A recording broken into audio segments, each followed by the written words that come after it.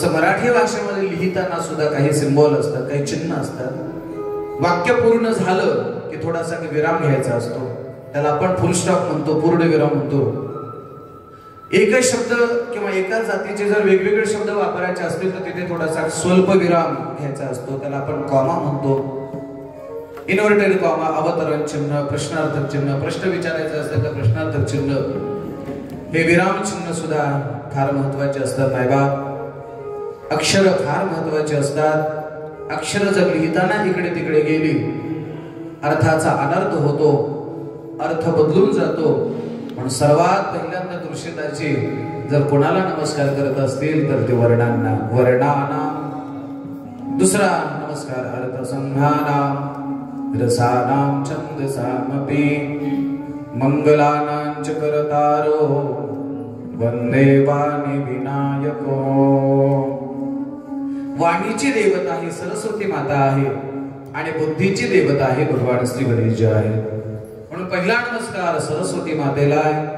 त्यानंतर भगवान श्री गणेशजींना नमस्कार करतात. का गणेशजींना नमस्कार केलाच पाहिजे? बघा, तुम्ही कुठलीही पूजा घ्या आणि कुठल्याही पंथात घ्या, कोणी वैष्णव असू द्या अगर शैव असू द्या, वैष्णवांनाही गणेशजींना मानतात आणि शैवही गणेशांना मानतात. अग्रपूजेचा मान जर कोणाला असेल तर तो भगवान गणपतीला आहे.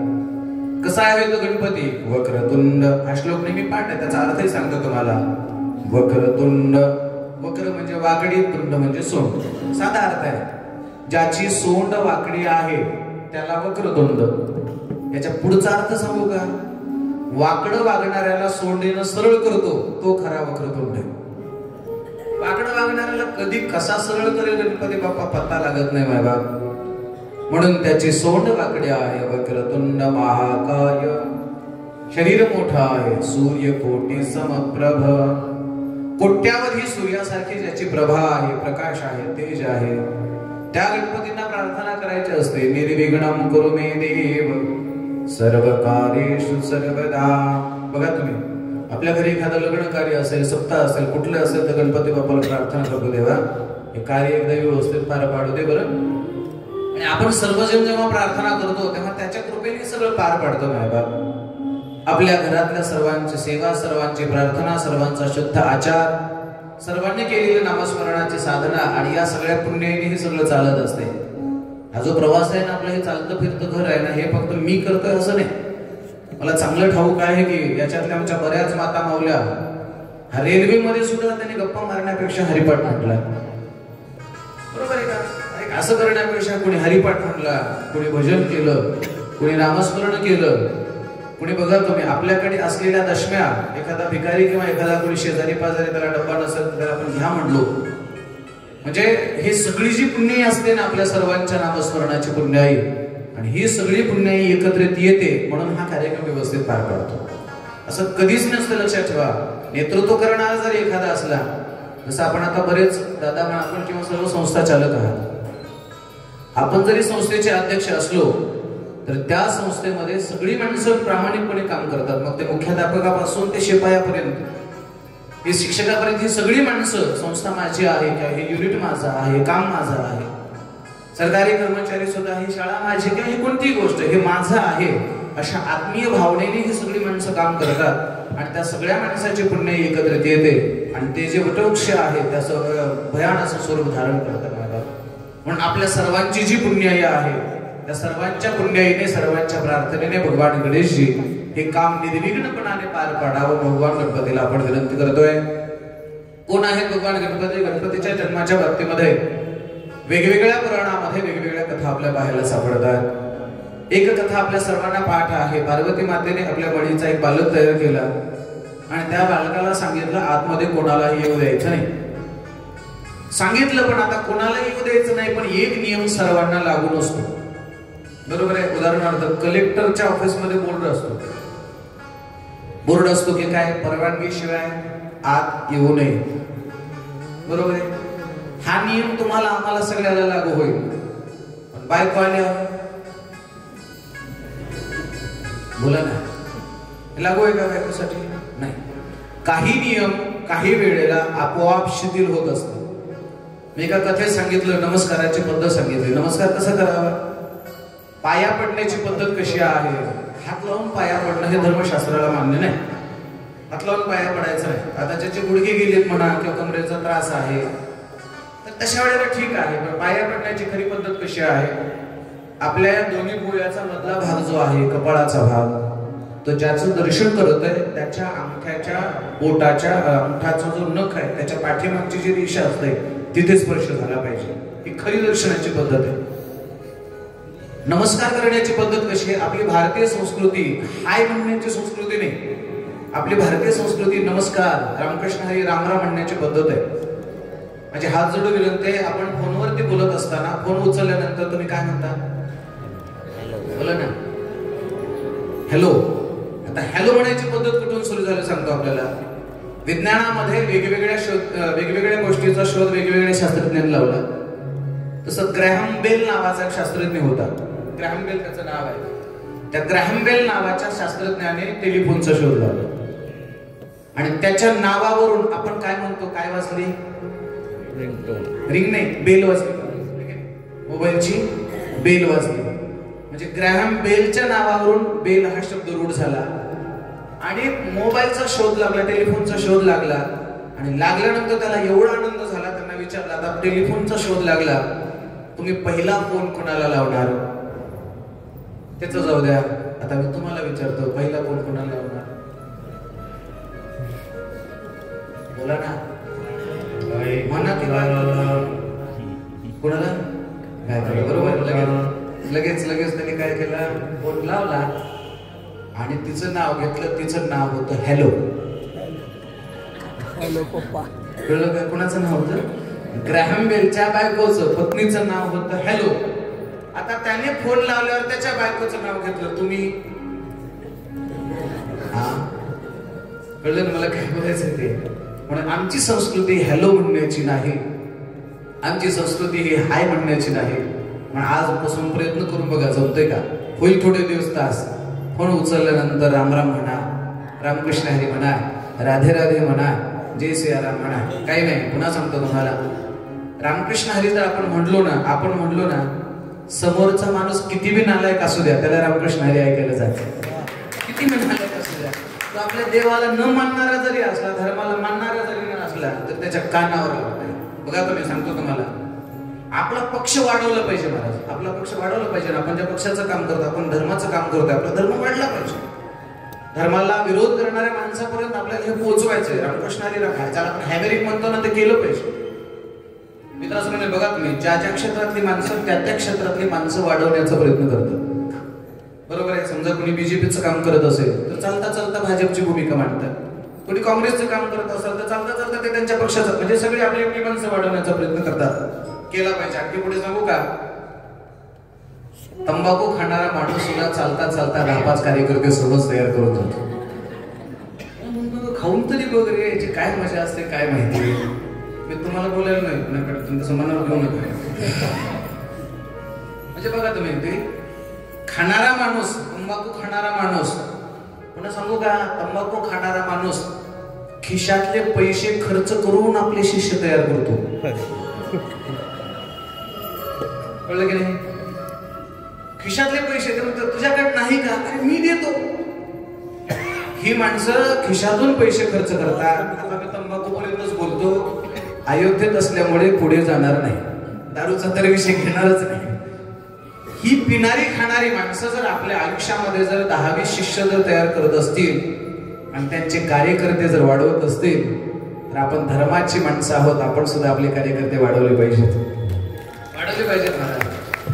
बसल्या बसल्या आपण ह्या रामाच्या कथा सांगितल्या पाहिजे, कृष्णाच्या कथा सांगितल्या पाहिजे.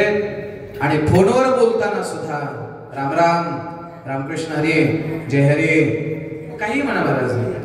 राम कृष्ण हरी, राम कृष्ण हरी, राम कृष्ण हरी, राम कृष्ण हरी.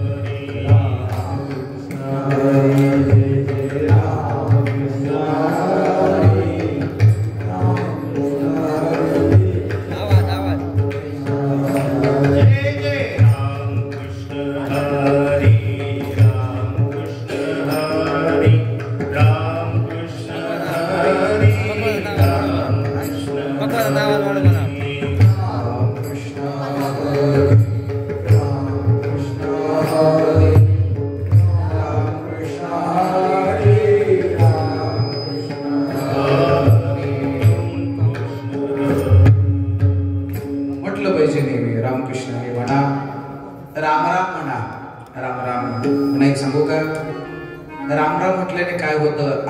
शरीरातला राम, त्याच्या शरीरातला राम आणि दोघांचा राम जेव्हा एकत्रित येतो तेव्हा दोन्ही माणसं रामरूप होतात महाराज. राम म्हणता रामाची होई जे, पदी बैसोनी पदवी घेई जे.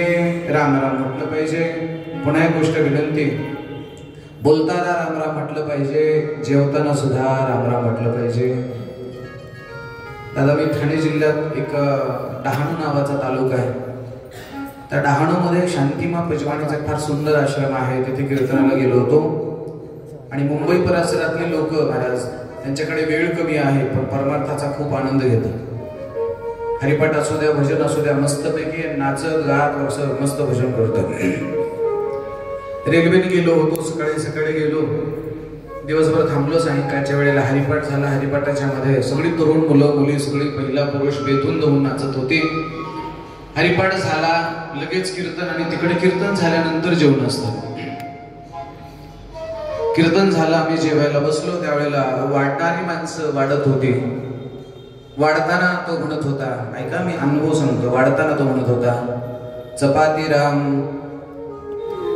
भाजी राम, भात राम.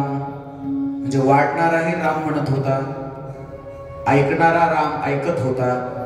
म्हणजे रामाचं भजन ऐकता ऐकता, रामाचं नाव ऐकता ऐकता केलेलं भोजन हे साक्षात प्रसादाचं रूप आहे ना महाराज. पवित्र ते अन्न हरी चिंतनी भोजन, एरविठा पोट भरे चांगमशकाचे परी. जेवून तो झाला हरी चिंतनी केला काला, तुका म्हणे चवी आले जे का मिश्रित विठ्ठले. त्या अन्नामध्ये राम नामाचं मिश्रण होते. म्हणजे बरं का, आता बरं का, सगळं वाढणाऱ्याने सुद्धा, वाढणाऱ्याने आणि जेवणाऱ्याने सुद्धा काय म्हणायचं, भाजी राम. आपल्याकडे कसं म्हणतात वरण, एवढं रगेलपणे म्हणल्यावर ते जेवणारं सुद्धा वाटतं इथून उठून जावं का काय. म्हणून माझी हात जोडून विनंती आहे, मायबाप बोलण्यामध्ये राम असू द्या, नमस्कार असू द्या, रामकृष्ण असू द्या. महत्वाचा विषय आपण बोलत होतो. भगवान श्री गणेशाच्या जन्माच्या अनेक कथा आहेत. पार्वती मातेने त्या बालकाला सांगितलं आतमध्ये कोणालाही येऊ द्यायचं नाही. पण हा नियम मात्र सर्वांना लागू ठरेल, सर्वांना लागू आहे. पण महादेवाला मात्र हा नियम कसा लागू ठरेल. महादेवजी आले आणि त्या बाळाने जेव्हा अडवलं तेव्हा महादेवाने त्याचा शिरच्छेद केला आणि त्याच बाळाला पुन्हा हत्तीचं मस्तक बसवलं. तो झाला गणपती. ही एक कथा सर्वांना पाठ आहे. माझ्या वाचनात श्रवणात आलेली दुसरी कथा अशी आहे. एके वेळेला पार्वती मातेने भगवान शिवजींना प्रार्थना केली, प्रभु कभी कभी आप तपस्या करने के लिए 10-10 साल निकल जाते हो, मैं अकेले रहती हूँ, मुझे अकेलापन महसूस होता है और इस अकेलापन में मुझे कुछ चर्चा करने के लिए बेटा चाहिए, मुलगा हवा है. पार्वती मातेची इच्छा पूर्ण करण्याकरता भगवान शिवजींनी तिला एक पुत्र दिला आणि त्या पुत्राच्या बारशाचा कार्यक्रम आयोजित केला. मला असं वाटतं की लेकरू जन्माला आल्यानंतर 12वा, बरोबर आहे, लेकरू जन्माला आल्यावर 12वा, गेल्यावर 13वा. एकच दिवस वाढतो फक्त, बस. 12व्याला महत्व आहे, 13व्याला सुद्धा तेवढंच महत्व आहे. फरक असा असतो, काही वेळेला लोक हसत असतात, काही वेळेला लोक रडत असतात. लेकरू जन्माला आल्यावर सगळी माणसं हसत असतात, तेच लेकरू मेल्यानंतर सगळी माणसं रडत असतात. कबीर महाराज फार सुंदर बोलतात, अरे जब हम पैदा हुए, जब हम पैदा हुए हम रोए जग हसे. आपण रडत असतो आणि जग हसत असते. ऐसी करणी कर चले, अरे अशी करणी करा, असं कार्य करा. आम्ही हसत हसत गेलं पाहिजे आणि जगाने आमच्यासाठी रडलं पाहिजे. जगाने रडलं पाहिजे आमच्यासाठी. तुम्हाला माहित आहे, या हिंदुस्थानाला स्वातंत्र्य मिळवून देण्याकरता भगतसिंगांनी बलिदान दिलं. भगतसिंग हसत हसत फासावर जात होते आणि त्या भगतसिंगासाठी अख्खा हिंदुस्थान रडत होतं. अख्खा हिंदुस्थान. असं कर्तृत्व असावं, असं आचरण असावं. आम्ही हसत हसत गेलं पाहिजे, पण आम्ही गेल्यानंतर आमच्या जाण्याचं दुःख करून जगाने आमच्यासाठी रडलं पाहिजे. दुर्दैव असं आहे, माणसं कधी हसत असतात, कधी रडत असतात, कधी पुढे चालतात, कधी मागे चालतात. लग्नामध्ये पुढे नाचत चालतात. अंत्यविधीच्या वेळेला हीच माणसं मागे रामनाम सत हे म्हणत चालतात. माणसाचं काय घेऊन बसता. पार्वती मातेने बाळाच्या बारशाचा कार्यक्रम आयोजित केला, नामकरणाचा विधी आयोजित केला. आणि त्या विधीचं आयोजन करत असताना सर्व देवदेवतांना निरोप दिला. सर्वांनी या. सर्व देवदेवता त्या कार्यक्रमाला आले. आल्यानंतर मग ते कुणी काही काही वस्तू आणलं असेल, कुणी कमरपट्टा आणला असेल, कुणी अंगठी आणली असेल, हे की नाही. एखाद्या घरचं बारसं म्हणजे आपल्याला नीटच करतो महाराज, न्यावंच लागतं. कधी कधी काही काही कार्यक्रम पाहुण्याला असं वाटतं की हे कार्यक्रम ठेवला कशाला.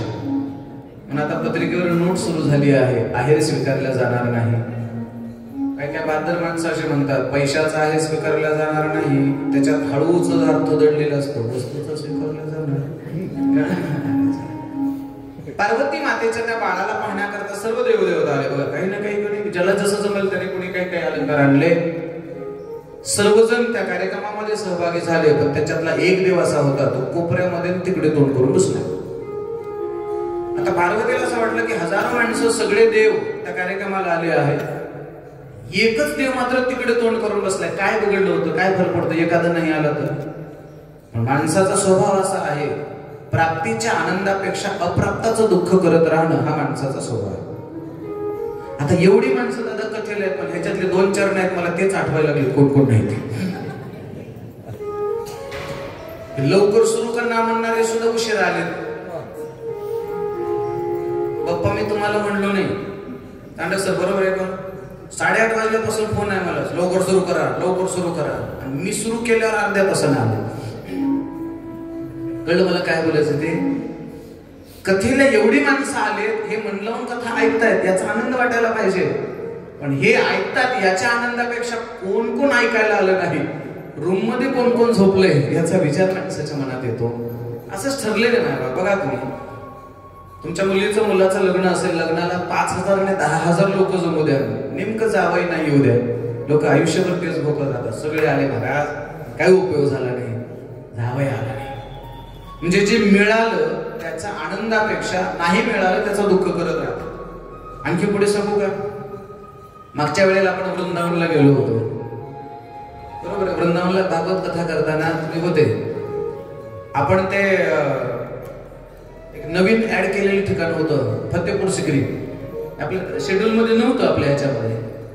मग माझा असा विचार होता की थोडंसं जर 50 किलोमीटरचा प्रवास वाढला तर फतेपूर सिकरी करून आपल्याला ताजमहलला जाता येते. पण आम्ही काय केलं, ते फतेपूर सिकरी शेड्यूल मध्ये नसताना ट्रॅव्हल्स वाल्याला म्हटलं चला 2-5 हजार रुपये तुला जास्त देतो, आम्हाला ते दाखव. ते फतेपूर सिकरीला गेल्यानंतर लोक तिथं एवढे रमले की निघायला 4 वाजले. तिथून गाडीत बसलो आम्ही, 5:30 वाजता ताजमहलला पोहोचलो. ताजमहल बंद झाला होता. सोडी कुजबूज, ताजमहल राहिला, ताजमहल नाही, मुख्यच झालं नाही, काय उपयोग आहे. जेव्हा मी सांगितलं काळजी करू नका ताजमहल सुद्धा होईल, तेव्हा जरा लोक गप्प बसले. म्हणजे बाकीचं मिळालं याच्यापेक्षा जे मिळालं नाही ना त्याचं दुःख माणसाच्या जीवनामध्ये जास्त राहतं. तुमचा नाही माझा सगळ्यांचा स्वभाव आहे, प्राप्तीच्या आनंदापेक्षा अप्राप्ताचं दुःख राहतं. बघा तुम्ही आपल्या घरात सगळ्या वस्तू असू द्या, पण साधी 50-100 रुपयाची वस्तू असू द्या, लोक त्याचं दुःख करत राहतात. पार्वती मातेने पाहिले सगळी देव माझ्या बाळाला आशीर्वाद देण्यासाठी आले आहे, पण एक देव मात्र तिकडे तोंड करून बसले. नेमकं कोण आहे. नारदांना बोलावलं, सांगितलं त्या देवाला बोलवून आणा. नारदजी त्याच्याकडे गेले, त्यांना म्हणले चला कार्यक्रमाला, चला ना कार्यक्रमाला. ते म्हणतो इथंच बरं आहे. अहो चला ना कथेला, चला कार्यक्रमाला, चला. ते इथंच ऐकतो. मला वाटतं हे असे लोक त्या काळात होते. कळलं का. इथूनच तिथंच काय असतं, इथं ऐकले ते. नारद वर्षीने आई साहेबांना सांगितलं. आई साहेब ते म्हणतात मी तिथूनच ऐकतो. पार्वतीने आग्रह सोडला, अट्टहास सोडला नाही. बोलवा त्यांना. पुन्हा त्या देवाने सांगितलं नारदजी उगं मला तिकडे येण्याचा आग्रह करू नका. नारदाने पार्वती आई साहेब सांगितलं आई साहेब आग्रह करू नका. आणि हळूच नारद महर्षी असं म्हणले आई साहेब काही लोक न आलेलेच बरे असतात. कळलं की नाही तुम्हाला. कुठल्याही कार्यक्रमात असे लोक किंवा काही लोक जेवढं लांब राहतील तेवढं बरं असतं. न आलेले बरे असतात. पुन्हा पुन्हा तो देव म्हणायला लागला, नाराजी मला यायचा आग्रह करू नका, मी तिकडं न आलेलाच बरं आहे. पुन्हा नारदाने त्यांना आग्रह केला. पार्वती यायचं काय ऐकायला तयार नाही. नावेला जास्त बळजबरीने तो देव तिथून उठले आणि त्या देवाने पुन्हा पुन्हा नारदाला सांगितलं, मी आलो काही बरं वाईट झालं तर मला बोलू नका. नाराजी म्हणले, काय व्हायचं ते होऊ द्या. भाईसाहेब म्हणलं, काय व्हायचं ते होऊ द्या, पण त्याला ये म्हणा. पुन्हा नारद मनुष्याने त्यांना बोलावून आणलं आणि त्या देवाने जेव्हा त्या बाळाकडे पाहिल्याबरोबर त्याचं शरीर आणि त्याचं डोकं असं वेगळं होऊन पडलं. शरीर आणि डोकं जेव्हा वेगळं होऊन पडलं त्यावेळेला आई आहे मायबाप, त्या आईचं अंतःकरण असं कळवळून उठलं. अकराळ शोक धारण करायला लागल्या. मोठा गोंधळ सुरू झाला. सर्वजण घाबरून गेले. काय करावं प्रश्न पडला. आणि मग पार्वती माता भगवान शिवजींना बोलायला लागले, प्रभू लेकरू गेल्याचं दुःख काय असतं हे जाणण्याकरता आई व्हावं लागतं. आईलाच कळतं मायबाप काय होतं ते. जिचं लेकरू जातो ना, जिच्या पोटचा गोळा जातो ना, तिला कळतं. हो, सध्या महाराष्ट्रामध्ये चर्चेचा एक विषय आपल्या सर्वांना माहिती आहे. मसाजोगचा एक कर्तृत्ववान सरपंच जेव्हा मारलं, त्याला खून केला. त्याला भेटायला गेलो होतो. मी सहसा रडत नाही, मला ते अश्रूच आवडत नव्हते. योगायोगाने ती मुलगी आमच्या गावची आहे, अगदी जवळची आहे. त्यावेळेला त्या आईच्या चेहऱ्याकडे पाहिल्यानंतर, त्या पत्नीच्या चेहऱ्याकडे पाहिल्यानंतर पाषाण हृदयाचा माणूस सुद्धा रडल्याशिवाय राहणार नाही. आई अशी धाय मोकळून रडते, सृष्टीचा प्रलय होतो की काय अशी अवस्था निर्माण झाली. त्यावेळेला भगवान शिवजीने शुंभ आणि निशुंभाला बोलावलं, उत्तर दिशेकडे पाठवलं आणि जो कोणता पहिला प्राणी माणूस जो कोणी सापडेल त्याला तुम्ही शिरच्छेद करून त्याचं डोकं आणा, याला आपण बसूयात. शुंभ आणि निशुंभ उत्तर दिशेला गेले. कोणता प्राणी घ्यावा त्यांच्यात वाद सुरू झाला. हा घ्यावा का त्या घ्यावा, तो घ्यावा का तो घ्यावा, असं करता करता एक मत झालं आणि हत्तीचं मस्तक त्याने तोडून किंवा छाटून आणलं आणि भगवान शिवजींच्या हातात दिलं. भगवान शिवजींनी त्यांना हत्तीचं मस्तक बसवलं. काही विज्ञान मांडणारी माणसं सुद्धा आता याच्यावरती थोडस आक्षेप घेतात. हत्तीचं मस्तक माणसाला बसेल. एखाद्याच्या डोळ्याचा जर अपघात झाला तर त्या माणसाला माणूस सोडून दुसऱ्याचा डोळा सुद्धा बसवतात. हे तर माहिती आहे आपल्याला. कधी कधी माणसाच्या शरीराला इतर प्राण्यांचे अवयव सुद्धा बसतात. म्हणजे आपल्याकडे डॉक्टर सुद्धा आहेत. म्हणजे त्या काळातलं मेडिकल सायन्स सुद्धा एवढं डेव्हलप होतं, एवढं विकसित होतं, हे आपल्याला यातून कळेल. हत्तीला संस्कृतमध्ये म्हणतात गज, इंग्रजी मध्ये म्हणतात एलिफंट, हिंदीमध्ये म्हणतात हाथी आणि मराठीमध्ये म्हणतात हत्ती. या हत्तीचं मस्तक त्या बाळाला बसवलं. मस्तक याला शब्द आहे मराठीमध्ये आणि संस्कृतामध्ये आनन आणि हत्तीला शब्द आहे गज. गज अधिक आनन याचं एकत्रित जर केलं तर त्याचं नाव होतं गजानन. या भगवान श्री गणेशांची प्रतिष्ठापना झाली.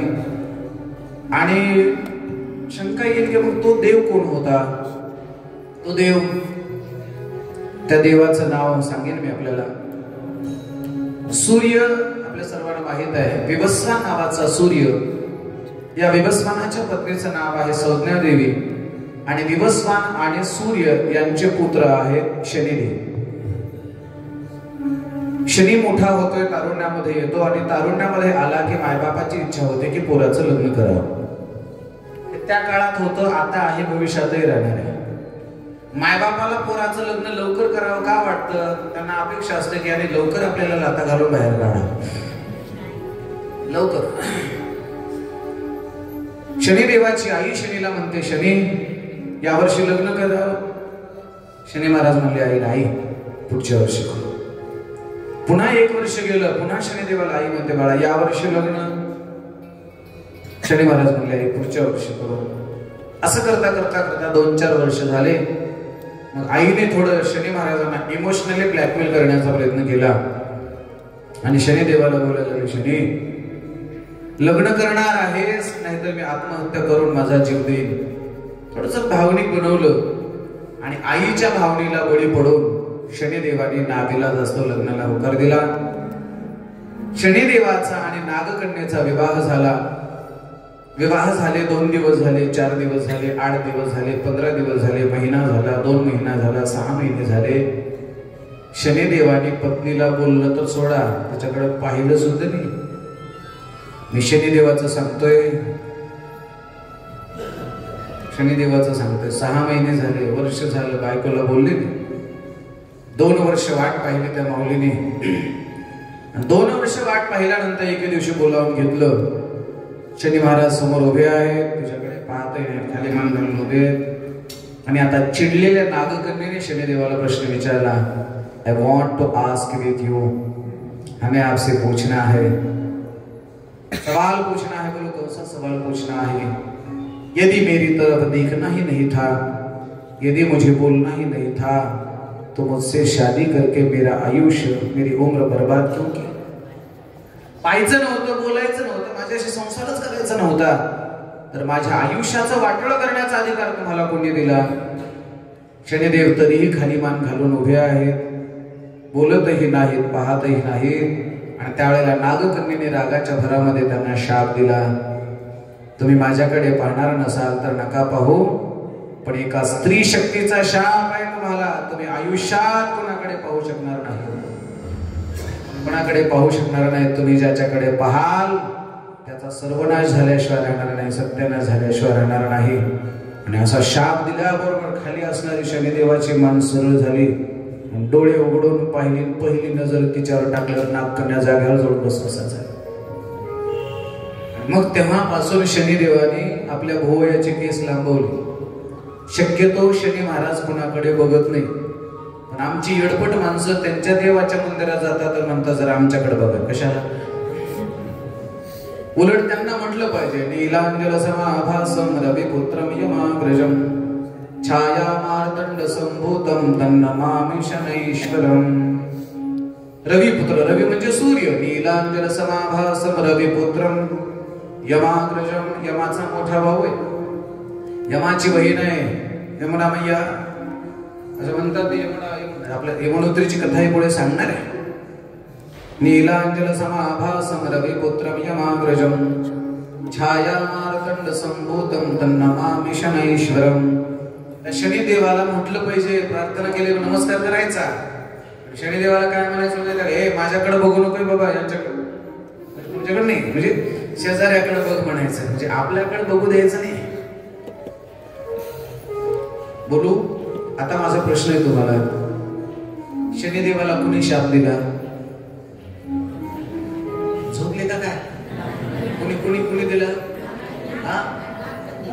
बायकोने शाप दिला. कुणाला? देवाला. तुमच्या पाया पडतो, हे शाप देत नाही बरं. कळलं का नाही? बायकोचा शाप जर शनीला लागत असेल तर तुम्हाला लागणार नाही होय?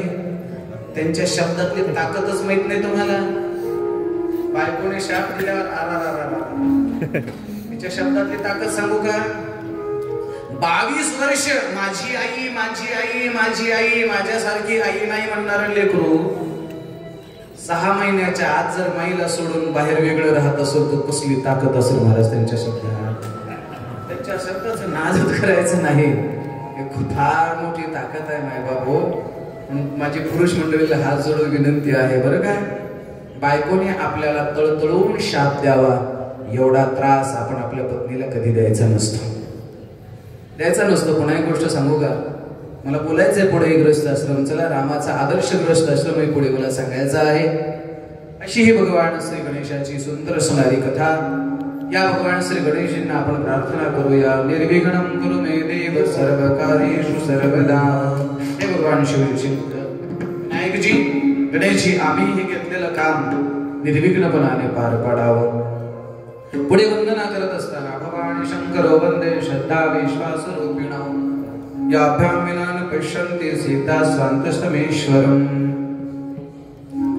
वंदे बोधमयं नित्यं गुरुं शंकर रूपिणम्. यमाश्रुतो हि वक्रोऽपि चन्द्रः सर्वत्र वन्दते. भगवान शिवजींचं वर्णन करत असताना ज्यांच्या डोक्यावरती चंद्रमा आहे, यमाश्रतो हि वक्रोपी, वाकडा असणारा चंद्र आहे. आपल्या सर्वांना माहित आहे चंद्राला शाप होता, इंद्रा पडली भोग, चंद्र झाला काळा. आणि त्यावेळेला मग चंद्राने आश्रय घेतला तो भगवान शिवजींचा. भगवान शिवजीने त्याला वरदान दिलं होतं, तू माझ्या डोक्यावर कायम राहशील. असं चंद्राला बरेच वरदान आहेत. रामाने सुद्धा चंद्राला वरदान दिलं होतं, सतत माझ्या सोबत, माझ्या नावासोबत तुझं नाव आहे.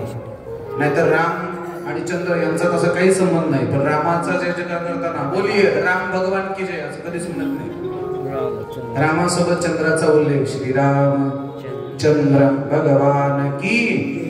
झोपले का काय चैतरी म्हणा ना, बोलिये श्रीराम चंद्र भगवान की जय.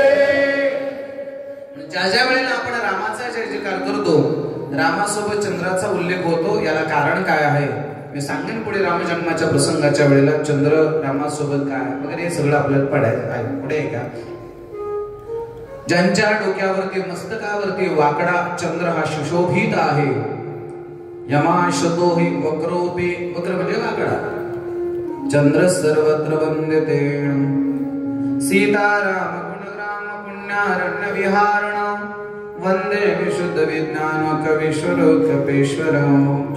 पुढे वंदना करत असताना, नमस्कार करत असताना, कवीश्वर म्हणजे सर्व कवींचे ईश्वर, सर्व कवींचे मूळ कवी, ज्यांना मी आद्य कवी म्हणतो आहे त्या वाल्मिकी ऋषींना नमस्कार. कवीश्वर वाल्मिकी आणि कपीश्वर महारुद्र हनुमंत. वंदे विशुद्ध विज्ञान कवीश्वर कपीश्वर. आणि त्यानंतर नमस्कार करत असताना तुळशीदासजी कुणाला वंदन करतात ऐका. उद्भव स्थिती संहार कारणीं क्लेशहारिणीं सर्वश्रेयस्करीं सीतानतोहं राम वल्लभं. ज्यांच्या हातामध्ये उद्भव आहे, स्थिती आहे आणि प्रलय आहे, संहार आहे. उद्भव स्थिती संहार कारणीं क्लेशहारिणीं सर्वश्रेयस्करीं सीतानतोहं राम वल्लभं. अशा प्रियतमा असणाऱ्या रामचंद्र प्रभूंच्या प्रियतमा असणाऱ्या सीता मातेला नमस्कार. आणि शेवटी रामचंद्र प्रभूला नमस्कार. यन्माया वशवर्ते विश्वमखिलं ब्रह्मादि देवासुरा यत्सद्वाग वशैव भाति सकलं रज्जोह्यता येन भ्रमा यत्पादप्लवमेकमेव हि भवाम्बोधे स्थितिर्षावतां. वन्देऽहं तमशेष कारणं परम रामाख्यमीशं हरिं. या रामचंद्र प्रभूला नमस्कार. आणि आता शेवटच्या श्लोकातून 7व्या श्लोकातून तुळशीदासजी लिहित आहेत, मी रामायणाची कथा निरूपण करत असताना, रामायण हा ग्रंथ लिहित असताना कशा कशाच्या आधाराने हा ग्रंथ लिहिला. नाना पुराण, वेगवेगळ्या पुराणाचा आधार घेतला. नाना पुराण निगमागम संमतम यद रामायणे निगदितं क्वचिदन्यतोपि. वेगवेगळ्या ग्रंथाचा आधार घेऊन, वेगवेगळ्या पुराणाचा आधार घेऊन मी रामायण हा ग्रंथ लिहिला.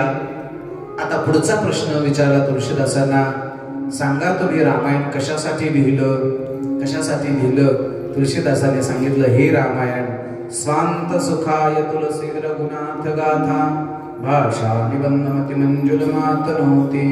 स्वांत, मी हे रामायण माझ्या सुखासाठी लिहिलंय, माझ्या आनंदासाठी लिहिलंय. लक्षात ठेवा, रामायण हे दुसऱ्याच्या आनंदासाठी नाही, तर रामायण हे स्वतःच्या आनंदासाठी असावं. भजन हे दुसऱ्याच्या आनंदासाठी नाही, तर भजन हे आपल्या आनंदासाठी असावं. पुन्हा एक गोष्ट सांगू का, भोजन सुद्धा भोजन दुसऱ्याच्या आनंदासाठी नाही, तर भोजन हे आपल्या आनंदासाठी असावं. कारण कधी कधी सांगू का, कधी कधी आपल्याला अजिबात भूक नसते, पण आपल्याला जेवायला बसावं लागतंय. नाविलाजावं का, जवळचा सोयर आहे, नाराज होईल. म्हणजे त्याच्या आनंदासाठी जर तुम्ही भोजन करत असाल, तर असं केलेलं भोजन पचत नाही. त्याचा परिणाम ते भोजन म्हणजे काय, पित्त तरी वाढवतं किंवा प्रकृती तरी वाढवतं. दुसऱ्याच्या समाधानासाठी, दुसऱ्याच्या आनंदासाठी केलेलं भोजन, दुसऱ्याच्या आनंदासाठी केलेलं भजन आपल्याला कधी आनंद देत नाही. भजन किंवा भोजन दुसऱ्याच्या आनंदासाठी नाही, तर आपल्या आनंदासाठी केलं पाहिजे. स्वांत सुखाय तुलसी रघुनाथ गाथा भाषा निबंधमती मंजुल मातनोती. रामायणाची कथा, रामायण हे दुसऱ्यासाठी नाही. तुम्ही कथेला येऊन बसताय, नाही आल्यावर महाराज काहीतरी म्हणतील का, किंवा कोणी आपल्याला नाव ठेवल का? असं रूम मध्ये 4-5 जण होत आणि आपण झोपल्यावर बाकीच्या मध्ये काय कमाला राव, तू कथेला आला नाही असं लोक म्हणतील म्हणून जर कथेला येत असाल तर उपयोग नाही. म्हणून लक्षात ठेवा, कथा ही आपल्या आनंदासाठी ऐकायची आहे. तुम्ही तुमच्या स्वतःच्या आनंदासाठी कथा ऐका, आम्ही सुद्धा ही कथा आपल्या आनंदासाठी ऐकू. पुन्हा एक गोष्ट लक्षात ठेवा, जी माणसं स्वतः आनंद घेतात, स्वतः आनंदी राहतात, तीच माणसं दुसऱ्याला आनंद देऊ शकतात. जी माणसं स्वतःच दुःखामध्ये आहेत, स्वतःच रडणारी, रडायला लागलेली माणसं आहेत आणि अशी रडणारी माणसं दुसऱ्याला आनंद कसा देऊ शकेल? लक्षात ठेवा. म्हणून माझी विनंती आहे, रामायणाची कथा किंवा भागवताची कुठलीही कथा ही स्वतःच्या आनंदासाठी असली पाहिजे. तुलसीदासजी लिहिताय, स्वांत सुखाय तुलसी रघुनाथ गाथा भाषा निबंधमती मंजुलमात नव्हती. ही 7 श्लोक सुरुवातीला तुलसीदासजी लिहितायत. आणि मग पहिला सोरठा आहे, जो सुमिरत सिद्धी होई, गणनायक करिवर वदन, करव अनुग्रह सोई बुद्धिरासी सुबगुण सुदन, मूक होई वाचाल पंगु चढई गिरीवर गहन, जास कृपा सुदयाल द्रवो सकल कलिमल दहन, नील सरोवर हस्साम तरुण अरुण बारिज नयन, करव सोम मोर धाम सदा चिर सागर सयन, कुंद इंदु समदेह उमा रमण करुणा अयन, जाहि दीन परनेह करौ कृपा मर्दन मयन, बंदव गुरुपद कंज कृपा सिंधु नर रूप हरे, महामोहतम कुंज जासो भजन कवी कर निगर. सुरुवातीला हे 4 सोरठे लिहितायत आणि 5वा दोहा तुलसीदासजी लिहितायत. कोणता दोहा ऐका. बंदव गुरुपद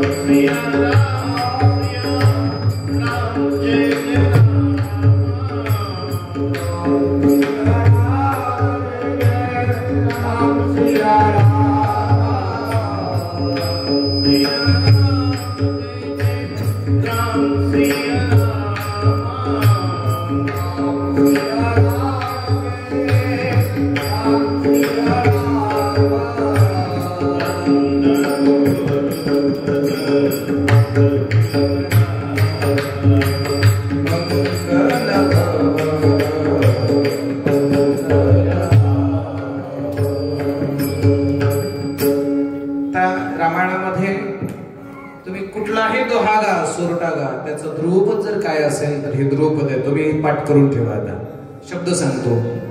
मंगल भवन अमंगल हारी, द्रवहु सुदशरथ हजीर बिहारी. तुम्ही हरिपाठाचा पूर्ण कुठलाही अभंग म्हणा, त्याचं ध्रुवपद काय? हरिमुखे म्हणा, हरिमुखे म्हणा, पुण्याची गणना कोण करी, हे ध्रुपद. नाथ महाराजांचा हरिपाठ म्हणा, कुठलाही अभंग म्हणा, त्याचं ध्रुपद ठरलेलं आहे. हरिमुखे गाता हरभरे चिंता त्यानाही मागुता जन्म घेणे. तुम्ही बाळक्रीडेचा कुठलाही अभंग म्हणा, त्याला ध्रुपद काय? माझी वाणी तुझे वर्णी गुणनाम, ऐसे रे प्रेम काही कळा. तसं रामायणातला तुम्ही कुठलाही दोहा गा, त्या दोह्यासाठी ध्रुपद ठरलेला आहे. मंगल भवन अमंगल हारी, द्रवहु सुदशरथ हजिर बिहारी मंगल मंगल करणारा अमंगलहारी म्हणजे अमंगल घालवणारा सरळ साधा अर्थ आहे बघा सर्वांचं मंगल करणारा साधा भाषा सगळ्यांचं चांगलं करणारा आणि वाईट घालवणारा तो भगवान आहे मंगल भवन अमंगलहारी द्रवहो सदशरथ हजिर बिहारी तुळशीदासजी सुरुवातीला वंदना करत असताना अनेक जी वंदना करतात संस्कृताचं ट्रान्सलेशन करत असताना जो सुमिरत सिद्धी होई ज्यांच्या स्मरणाने सर्व सिद्धी प्राप्त होतात गणनायक गरीबर बदना जो सर्व गणांचा स्वामी आहे मालक आहे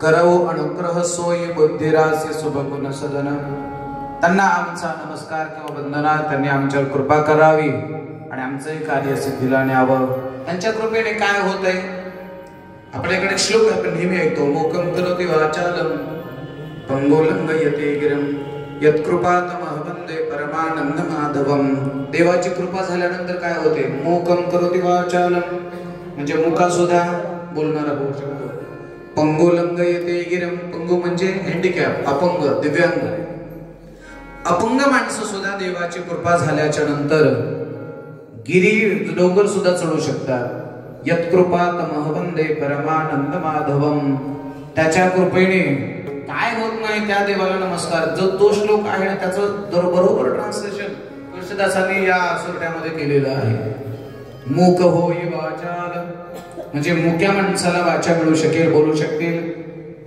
पंगो चढई गिरीवर गहन पंगो म्हणजे अपंग माणसं सुद्धा डोंगरावर चढू शकतील अशा गुरुदेवांना अशा भगवंताने आमच्यावर कृपा करावी तो देव कसा आहे त्याचं वर्णन करत असताना नील सरोवर श्याम निळ्या कमळासारखा ज्यांचा श्याम वर्ण आहे पूर्ण उमललेल्या लाल कमळासारखे ज्यांचे नेत्र आहेत देवाच्या डोळ्याचं वर्णन आहे का तरुण अरुड पारिज नयन करहु सोमम उरधाम सदा क्षीर सागर सयन जे नेहमी क्षीरसागरामध्ये शयन करतात आणखीन काय आहे ज्यांचं शरीर जो कसा आहे कुंद इंद समदेह कंद पुष्पासारखं ज्यांचं शरीर आहे चंद्रमा सारखा ज्यांचा वर्ण आहे आणि जे पार्वतीचे प्रियतम आहेत अशा भगवान शंकरजींनाही माझा नमस्कार असेल ज्या ही दिन परनेह करू कृपा मर्दन मयन बंदव गुरुपद कंज कृपा सिंधु नर रूप हरी गुरुदेवांचाही नमस्कार अशा अनेक देवदेवतांना वंदना करत असताना तुळशीदासजी गुरूंना वंदन करतात देवदेवतांना वंदन करतात साधू संतांना सुद्धा वंदन करतायत साधू कसे असतात महाराज गुरुपद रज मृदु मंजुल अंजन नयन अमिह दृग दोष विभंजन ते करे विमल विवेक विलोकना बरणम रामचरित भवमोचन मुद मंगलमय संत समाज जो जग जंगमा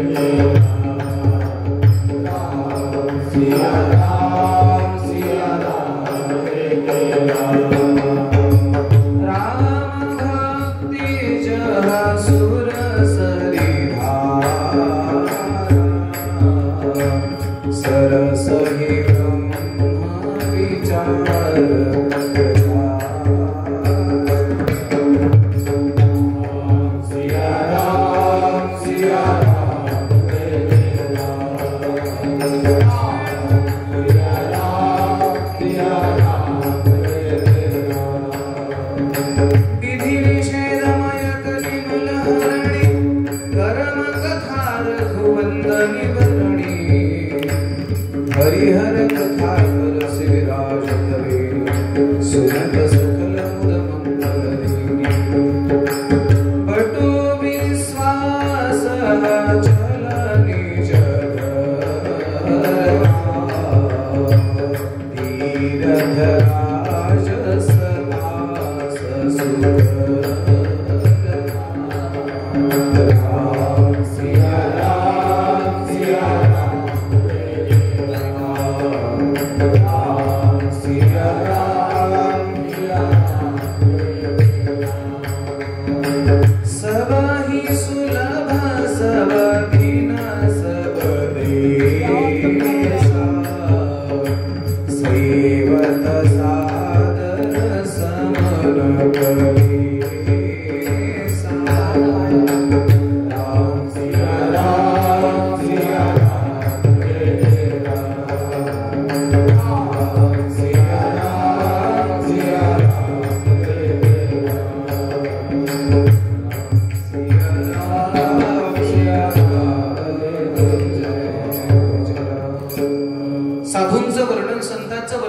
असताना तुळशीदासजी संतांना तीर्थराज प्रयागची उपमा देत आहेत. तसं तर सगळेच तीर्थ आहेत, पण सगळ्या तीर्थांमध्ये एक राजतीर्थ म्हणून श्री क्षेत्र प्रयागराजचं वर्णन आहे. बटू विश्वास अचल निज धर्मा तीर्थराज समाज सुकर्मा. सर्व तीर्थांचा राजा प्रयाग का आहे याचं कारण आहे, सगळेच तीर्थ तिथे एकत्रित येतात. प्रयागराजचं वैशिष्ट्य आपल्या सर्वांना माहित आहे. यावर्षी तर प्रयागराजला फार मोठा कुंभ आहे, आपल्या सर्वांना माहित आहे.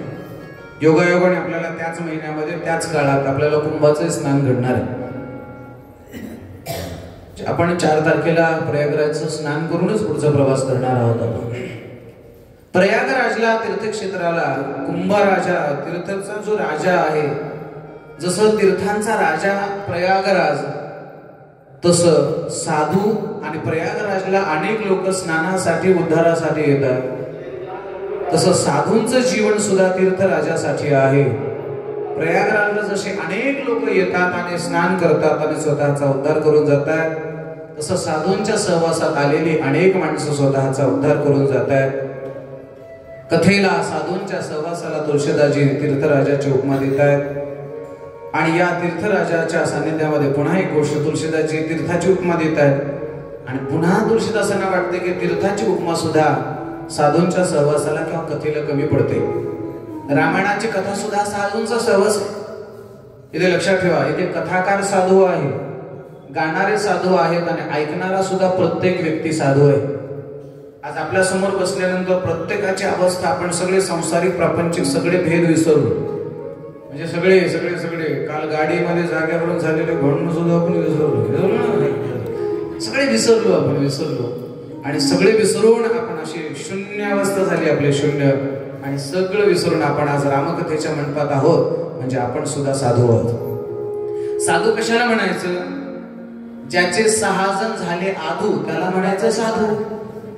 आधू म्हणजे काय? अपंग किंवा कमकुवत. ज्याच्या जीवनातले षडविकार कमकुवत झाले, कमी झाले, तो साधू आहे. काम क्रोध जे काही षडविकार आहेत, बघा आपल्या जीवनातला राग कमी झाला की समजायचं साधूचा एक गुण आपल्याकडे आला. राग कमी झाला, आपल्या जीवनातला काम क्रोध लोभ मत्सर हे जे काही षडविकार आहेत साधूंच्या सहवासामध्ये आलं की आपल्या जीवनातले बघा तुम्ही असे विकार हळूहळू हळूहळू कमी व्हायला लागतात. तीर्थराजाची उपमा देत असताना मग तुळशीदासजी त्याच्या थोडीशी दुरुस्ती करतायत. असं म्हणतायत की तीर्थराजाची उपमा सुद्धा कथेला कमी पडते. याचं कारण असं आहे, तीर्थाकडे जावं लागतंय पण कथेकडे जायची गरज नाही. कथा आपल्याकडे येते. स्नान करायला आपल्याला प्रयागराजला जावं लागणार आहे, पण कथा इथे आली, आपल्याकडे आली, आपल्या गावात आली, आपल्या घरी आली. कथा कुठं कुठं येते? तीर्थे वापि वने वापि गृहे वा श्रवणं मतम विशाला वसुधा यत्र कर्तव्यं तत्कथास्थलम. भागवतकार बोलतात कथा कुठे कुठे होते? तीर्थे वापि वने वापि. तीर्थावरती कथा होते, वनामध्ये कथा होते म्हणजे जंगलामध्ये कथा होते. तीर्थे वापि वने वापि गृहे वा श्रवणं मतम. घरात सुद्धा कथा होते. रामायणाची कथा भागवताची कथा घरात सुद्धा होते. पण भागवतकार असं सांगतात वनातल्या कथेला सगळे लोक येतील की नाही सांगता येणार नाही. आपण सुद्धा सर्वात पहिल्यांदा वनात कथा केली होती इकडे केंद्रावर. वनातच होते रे, जंगलामध्ये, वनात. तीर्थे वापी, तीर्थावर. अयोध्येत कथा आहे. तीर्थे वापी वने वापी गृहे वा श्रवणं मतम. घरातही कथा होते. पण भागवतकार असं लिहितात घरात जर कथा केली तर त्या कथेचा आनंद सर्वांना घेता येत नाही. म्हणून काय केलं पाहिजे? विशाला वसुधा यत्र कर्तव्यं तत्कथास्थलम. विशाल म्हणजे मोठी, पटांगणाचे. वसुधा म्हणजे जागा, मैदान, पृथ्वी. जिथे पटांगणाची मोकळी जागा आहे तिथे कथेचं आयोजन करा. विशाला वसुधा यत्र कर्तव्यं तत्कथास्थलम. कथेला येत असताना कथेचं आयोजन केल्यानंतर सर्वांना निरोप दिला पाहिजे. देशे देशे, ग्रामे ग्रामे, गावागावातल्या, देशादेशातल्या सरपंचांना, पाटलांना, नेत्यांना, राजकीय पुरुषांना या सर्वांना निरोप दिला पाहिजे. सर्वांना निरोप दिला पाहिजे. सर्वांना म्हटलं पाहिजे भविष्यती कथाचात्र आगंतव्यं कुटुंबीही. भविष्यामध्ये बरं का आपण सुद्धा व्हॉट्सअपच्या माध्यमातून, पत्रिकेच्या माध्यमातून निरोप देतो. अयोध्येला कथा आहे, चला. अयोध्येला कथा आहे, चला. पंढरपूरला कथा आहे, चला. आळंदीला सप्ताह आहे, चला. निरोप दिला पाहिजे. आणि येत असताना सांगितलं पाहिजे 7 दिवस या बरं का कथेला नेवर आपण सुद्धा तळेगावला भव्य कार्यक्रम केला होता. हे सगळी मंडळी आपण एवढी सगळी कामात होतोय. आपण सर्वजण सगळे पाहुणे रावळे कर्मचारी आपले सगळे स्नेही मित्र परिवार सर्वांना सांगितलं होतं कथा आहे या, कथा आहे या. येत असताना कसं या आगंतव्य कुटुंबी कसं आलं पाहिजे.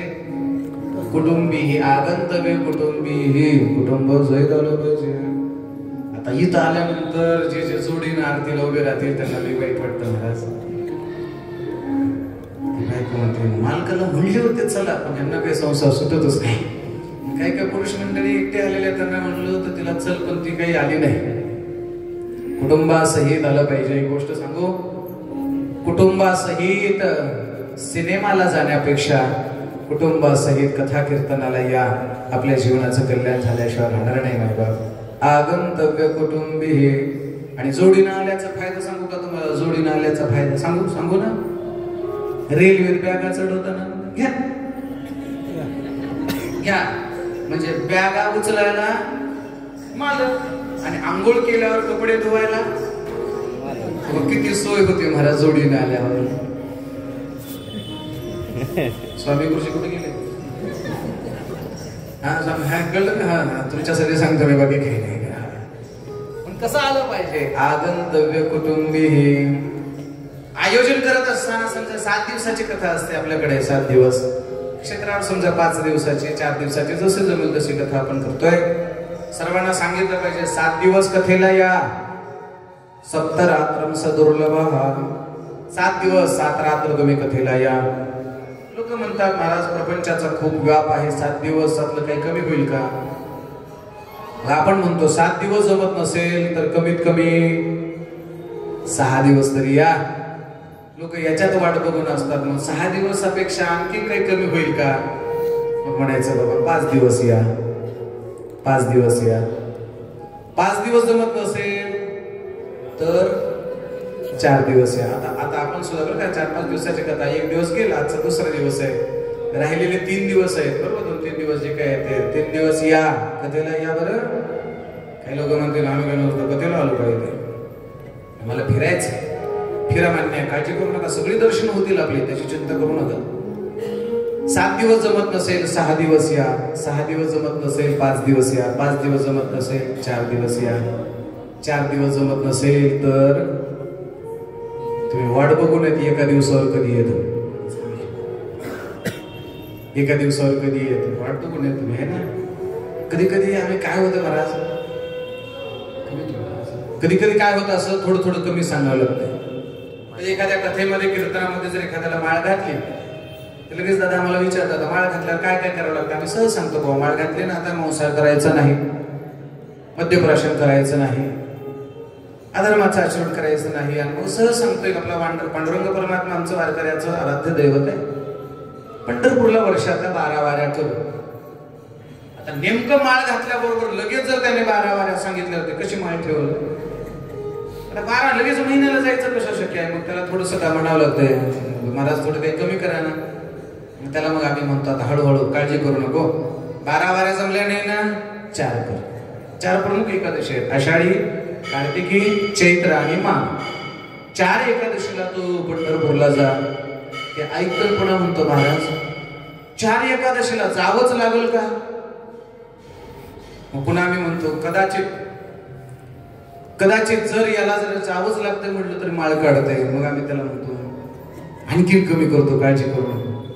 मग 4 वरून आम्ही 2 वर आणतो. 2 कोणत्या आषाढी कार्तिकी विसरू नका माझं सांगत असे गुज पांडुरंग. किंवा आषाढी कार्तिकी पंढरीचे वारी साधन निर्धारी अन्य नाही किंवा आन नाही. 2 एकादशी तरी करा आषाढी आणि दुसरी कार्तिकी. तर थोड्या वेळात म्हणतोय महाराज 2 एकादशीला पंढरपूरला जावंच लागेल का आता.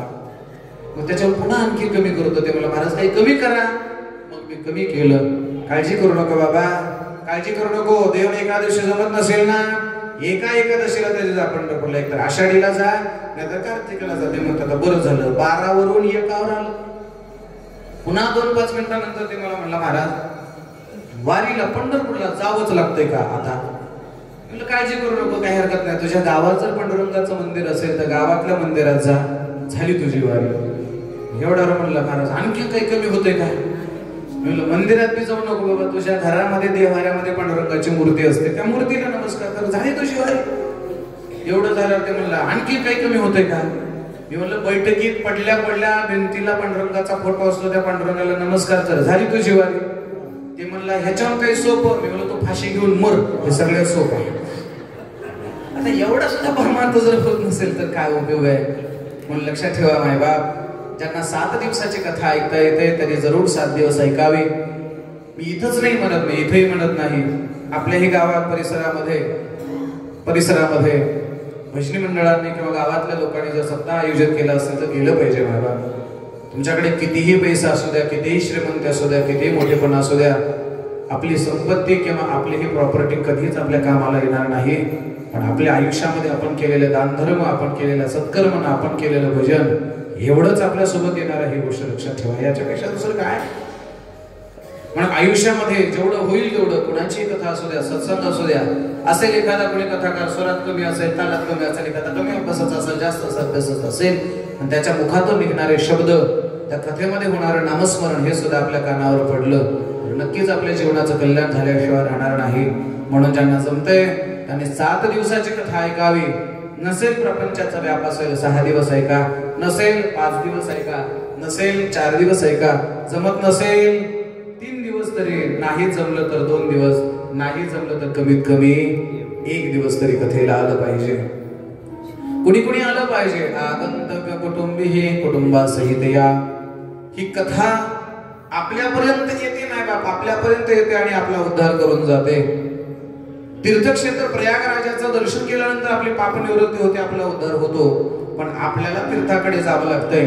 तुळशीदासजी लिहितात, आम्हाला तीर्थाकडे जावं लागणार नाही, तर साक्षात हे कथेचं हे तीर्थ आमच्याकडे येतं. आणि नुसतं आमच्याकडे येत नाही, तर आमच्याकडे आल्यानंतर तीर्थ कथा सुरू झाली की आम्हाला संतांचा सहवास होतो, संतांची संगती होते. आणि लक्षात ठेवा, संतांच्या संगतीशिवाय विवेक मिळत नाही, आणि संतांचा संग आणि विवेक झाल्याशिवाय रामाची कृपा सुद्धा आपल्याला मिळत नाही. बिनु सत्संग विवेक बिनु सत्संग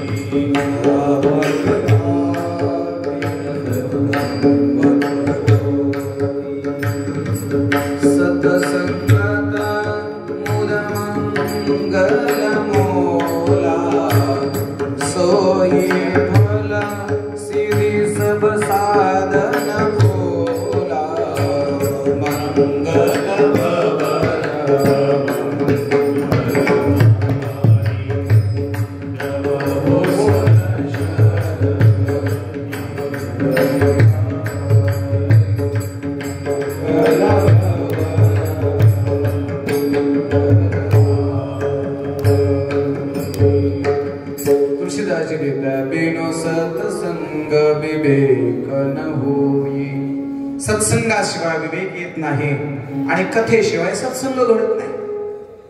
कथा कीर्तनाशिवाय संतांची संगत घडत नाही, आणि संतांची संगत घडल्याशिवाय जीवनामध्ये विवेक येत नाही. बघा तुम्ही मायबाप, हा जो प्रवास सुद्धा आहे ना, हे आपण सर्वजण संत महंत आहेत, आणि आपल्या संतांच्या सानिध्यामध्ये सुद्धा आपल्या जीवनामध्ये विवेक आला पाहिजे. विवेक आला पाहिजे. कसं आहे, एरवी तर आपल्या घरी गेल्याबरोबर जेवणासाठी ताट तयार असतं, मान्य आहे. पण कधी कधी रात्रीच्या 12 वाजता सुद्धा जेवावं लागतंय. ही सहन करण्याची शक्ती किंवा ही शिकवण म्हणजे सुद्धा विवेक. हा संतांच्या सहवाशिवाय विवेक घडत नाही. बिनु सत्संग विवेक न होई, राम कृपा बिनु सुलभ न सोई. संत संगत मुद मंगल मूला. संतांची संगत हे कल्याणाचं कारण आहे. आणि लक्षात ठेवा, काय होतो कथेच्या सानिध्यात आल्यानंतर, रामायणाच्या सानिध्यात आल्यानंतर काय होतंय. तुळशीदासजी कथेला परिसाची उपमा देतात. परीस आपल्या सर्वांना माहित आहे. परीस जर चांदीला लावला तर त्या चांदीचं सोनं होतंय. झोपले का काय, चुकलं म्हणा ना, मग कळलं ना. परीस चांदीला नाही तर लोखंडाला जरी स्पर्श केला तरी त्या लोखंडाचं सोनं होतं नाही बाप. पुढे ऐका. सठ सुधर हे संत संगती पायी, पारस परस कुधात सुहाई, मंगल भवन मंगलहारी, द्रवहो सुदशरथ विधि हरिहर कवि कोविद बानी, कहत साधु महिमा सकुचारी, मोसन कही जात न कैसे, साक बनिक मनि गुण गण जैसे. संतांचा सहवास. कथा काय आहे तर कथा ही परिसा समान आहे. लोखंड जर परिसाच्या संगतीत आलं तर त्या परिसाला, त्या लोखंडाला परीस सोनं करतं. नव्हे सोन्यासारखं किंमत वाढवतं. याच्या पुढचे एक वाक्य बोलू.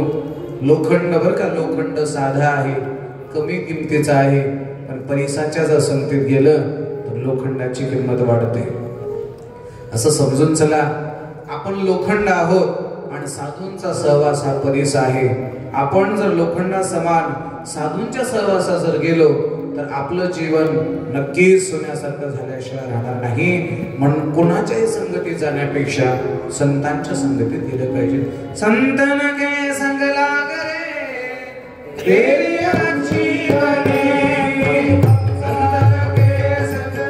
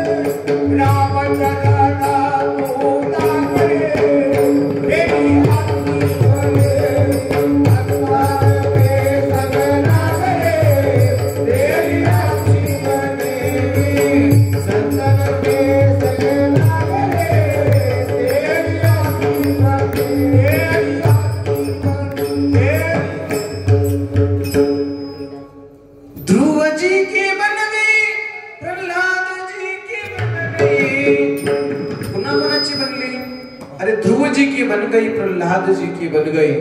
ध्रुवाला संतांचा सहवास झाला, ध्रुवाचं आयुष्य बदललं. प्रल्हादाला संतांचं आयुष्य संगती घडली, प्रल्हादाचं आयुष्य बदललं. तुमच्या माझ्या जीवनामध्ये सुद्धा एखाद्या साधूंचा स्पर्श झाला तर नक्कीच तुमचं आयुष्य बदलल्याशिवाय राहणार नाही. म्हणून माझे हात जोड विनंती, नेहमी चांगल्याच्या सहवासात राहिलं पाहिजे. नाही बघ, चांगल्याच्या सहवासात राहिलं की नक्कीच आपलं जीवन चांगलं होतंय. वाईटांच्या सहवासात राहिलं की चांगली माणसं सुद्धा संगतीने बिघडतात. आपल्या सर्वांना माहिती. लोक सहज बोलून जातात, माना महाराज देवासारखा माणूस होता, सोन्यासारखा माणूस होता, संगत वाईट लागली, परिणामतः त्याच्या आयुष्याचा घात झाला. आणि याच्या उलट काही माणसं अशी असतात. एक माणूस माझ्या समोर सुद्धा असा बसलेला आहे, दादा असा बसलेला आहे, ज्या माणसाला 20 फुटाचा रस्ता पुरत नव्हता.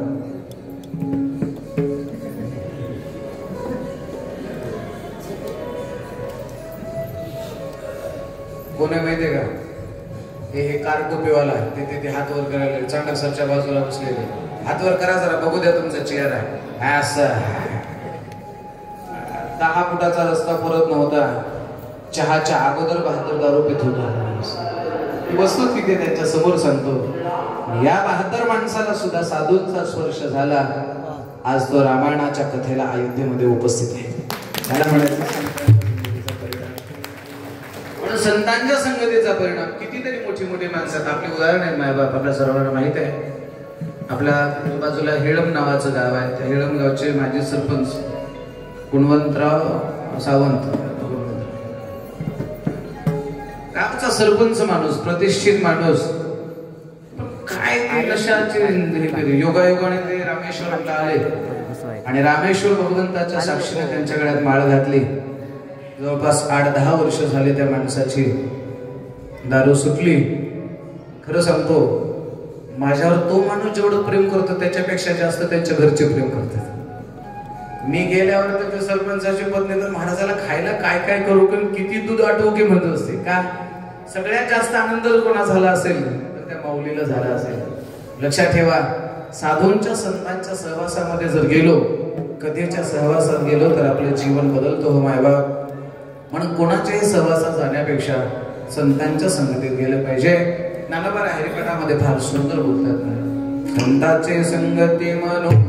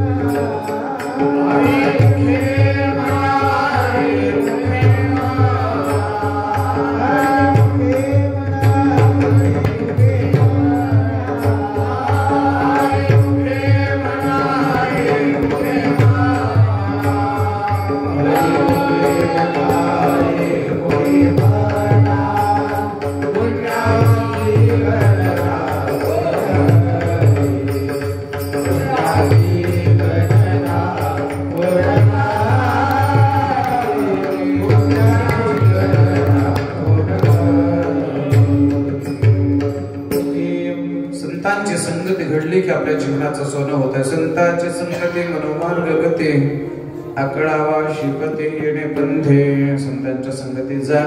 तुळशीदासची कथेला संतांच्या संगतीची उपमा देतात. एक एक एक एक एक एक कथेची उपमा देतात. पण कथेची उपमा देताना तुळशीदासची अगोदर परिसाची उपमा देतात. कथेला किंवा सत्संगाला परिसाची उपमा देतात. तर पुन्हा तुळशीदासची त्याच्यामध्ये बदल करतात की परिसाची उपमा सुद्धा कथेला कमी पडते. का? परीस हे लोखंडाला सोनं करतं, परीस पण लोखंडाला परीस मात्र करत नाही. लोखंडाला सोनं करतं म्हणजे सोनं होण्याची ताकद आहे, पण परीस मात्र लोखंडाला स्वतः परीस कधी करत नाही. पण संत मात्र लोकांना आपल्यासारखे संत बनवतात. म्हणून परीसाची उपमा सुद्धा कमी आहे. आपल्याला प्रमाण सुद्धा पाठ आहे,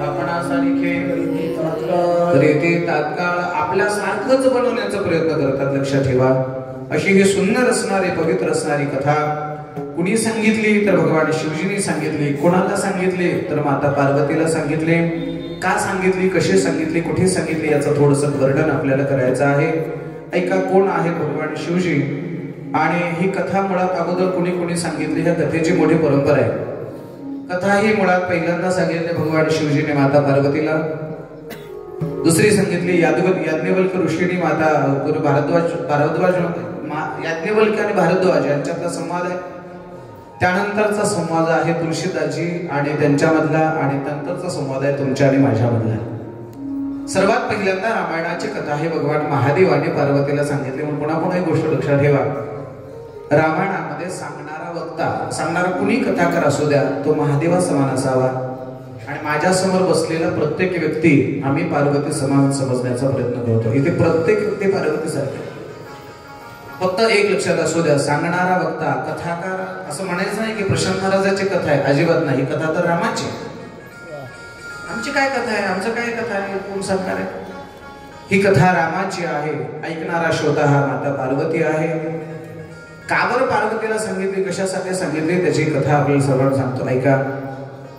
सृष्टी उत्पत्ती झाली, नंतर मनु आणि शत्रुपांचा जन्म झाला. मनु आणि शत्रुपांना 2 पुत्र आहेत आणि 3 कन्या आहेत. एका पुत्राचं नाव आहे प्रियव्रत, दुसऱ्या पुत्राचं नाव आहे उत्तानपाद. 3 कन्या आहेत. एका कन्याचं नाव आहे आकुती, दुसरी आहे प्रसूती आणि तिसरी आहे देवहूती. नाव लक्षात ठेवा. चला, 3 पुत्र आहेत. एका पुत्राचं नाव आहे प्रियव्रत, दुसऱ्याचं नाव आहे उत्तानपाद आणि 3 कन्या आहेत आकुती, प्रसूती आणि देवहूती. प्रियव्रत कोणाला म्हणावं? प्रियव्रत या शब्दाचा अर्थ असा आहे, त्याचा विग्रह करा म्हणजे अर्थ कळेल. प्रिय अधिक व्रत, ज्याला व्रत प्रिय आहे तो प्रियव्रत आहे. आणि उत्तानपाद कोणाला म्हणायचं? उत्तानपाद या शब्दाचा अर्थ आहे, उत्तान म्हणजे वर, पाद म्हणजे पाय. आपल्या सर्वांचे पाय वर आहेत का खाली आहेत? बोला ना, खाली आहे. पण उत्तानपाद कोणाला म्हणायचं? ज्याचे पाय वर आहेत. उत्तानपाद या शब्दाचा सरळ साधा अर्थ सांगू का? सरळ साधा आमच्या आजीच्या भाषेमध्ये अर्थ सांगतो. उत्तानपाद म्हणजे उतान्या पायाचं. कळलं ना? एखादा माणूस असं माजल्यासारखा, माताळल्यासारखा जर करत असेल तर एखाद्या आजी म्हणजे महाराज असंच आहे उतान्या पायाचं, कधी पालतं पडतं कोणास ठाऊक. लक्षात ठेवा, उतानी झालेली माणसं कधी ना कधी पालती पडत असतात, ही गोष्ट लक्षात ठेवा. कुठल्याही क्षेत्रामध्ये असू द्या, जीव एक दिवस पालथा होत असतो, हे सृष्टीचं चक्र ठरलेलं आहे. आणखीन आपल्या भाषेत सांगू का? प्रियव्रत कोणाला म्हणायचं? उत्तानपाद कोणाला म्हणायचं? एका घरामध्ये 2 भाऊ असतात महाराज, 2 भाऊ. एक भाऊ एकादशी आली की सकाळपासून उपवास करतो, आज मला एकादशी आहे, मला भजन करायचंय, मला चांगलं करायचंय. दुसरं एकादशी आली की नेमकं बायकोला म्हणते भजन तोडून दे. म्हणजे ज्याला एकादशीचं व्रत प्रिय आहे त्याला म्हणायचं प्रियव्रत. ज्याला एकादशी दिवशी कांद्याचे भजे तळून खावे वाटतात त्याला म्हणायचं उत्तानपाद. बरोबर आहे का? एकाच घरात 2 मुलं असतील, दोन्ही पोरं असतील, तर एक धर्माला मानणारा असतो आणि एक धर्माला विरोध करणारा असतो. आता काय भाऊसाहेबांचे पुण्य आहे माहित नाही, तुमच्या घरातली तिघही मात्र देवाला आणि धर्माला मानणारे आहेत. त्यांच्यात सगळी माणसं, सगळी सगळी पुत्र जे आहे 4-5 जण, सगळी माणसं. आता हे 3 जण जरा नेहमी इथं परिचयाचे असल्यामुळे ते थोडे आठवत नाही. म्हणजे काय भाऊसाहेबांचे पुण्य आहे माहित नाही. जेवढे दादांच्या धर्मावर श्रद्धा आहे तेवढेच आमच्या शंकर पाटलांचे आहे. हे सगळी जी मंडळी आहे, म्हणजे 4-5 भाऊ असताना सुद्धा ही सगळी मंडळी प्रेमाने धर्माला मानणारे आहेत. पण बऱ्याच घरामध्ये असं पाहायला सापडतं, एक भाऊ देवदेव करणारा असतो तर दुसरा विरोध करणारा असतो. कधी कधी तर नवरा बायको मध्ये सुद्धा असं असतं की नवरा देवदेव करणारा, बायको भजनाला गेलो असते बघते तुझी. काही घरामध्ये अशी पुण्य असते माझ्या बाप. प्रियव्रत व्रताला मानणारा आहे आणि उत्तानपाद हा उन्मत्त आहे. उत्तानपादाच्या वंशामधली परंपरा आपल्या सर्वांना माहित आहे. उत्तानपादाला 2 पत्नी, एक सुरुची, दुसरी सुनीती. सुरुचीला एक पुत्र आहे, त्याचं नाव उत्तम. सुनीतीला एक पुत्र आहे ध्रुव. ही सगळी ध्रुव चरित्राची कथा आपल्या सर्वांना माहित आहे. प्रियव्रताच्या वंशामध्ये अग्नेंद्र झाले, अग्नेंद्राच्या वंशामध्ये नभ झाले, नभाच्या वंशामध्ये नाभाग झाले, नाभागाच्या वंशामध्ये वृषभान झाले. ही वंश परंपरा आहे. इकडे 3 मुली आहेत. 3 मुलीपैकी पहिली मुलगी आहे आकुती. या आकुतीचा विवाह झाला रुचिशी नावाच्या ऋषीसोबत. दुसरी मुलगी आहे प्रसूती. या प्रसूतीचा विवाह झाला दक्ष प्रजापती सोबत.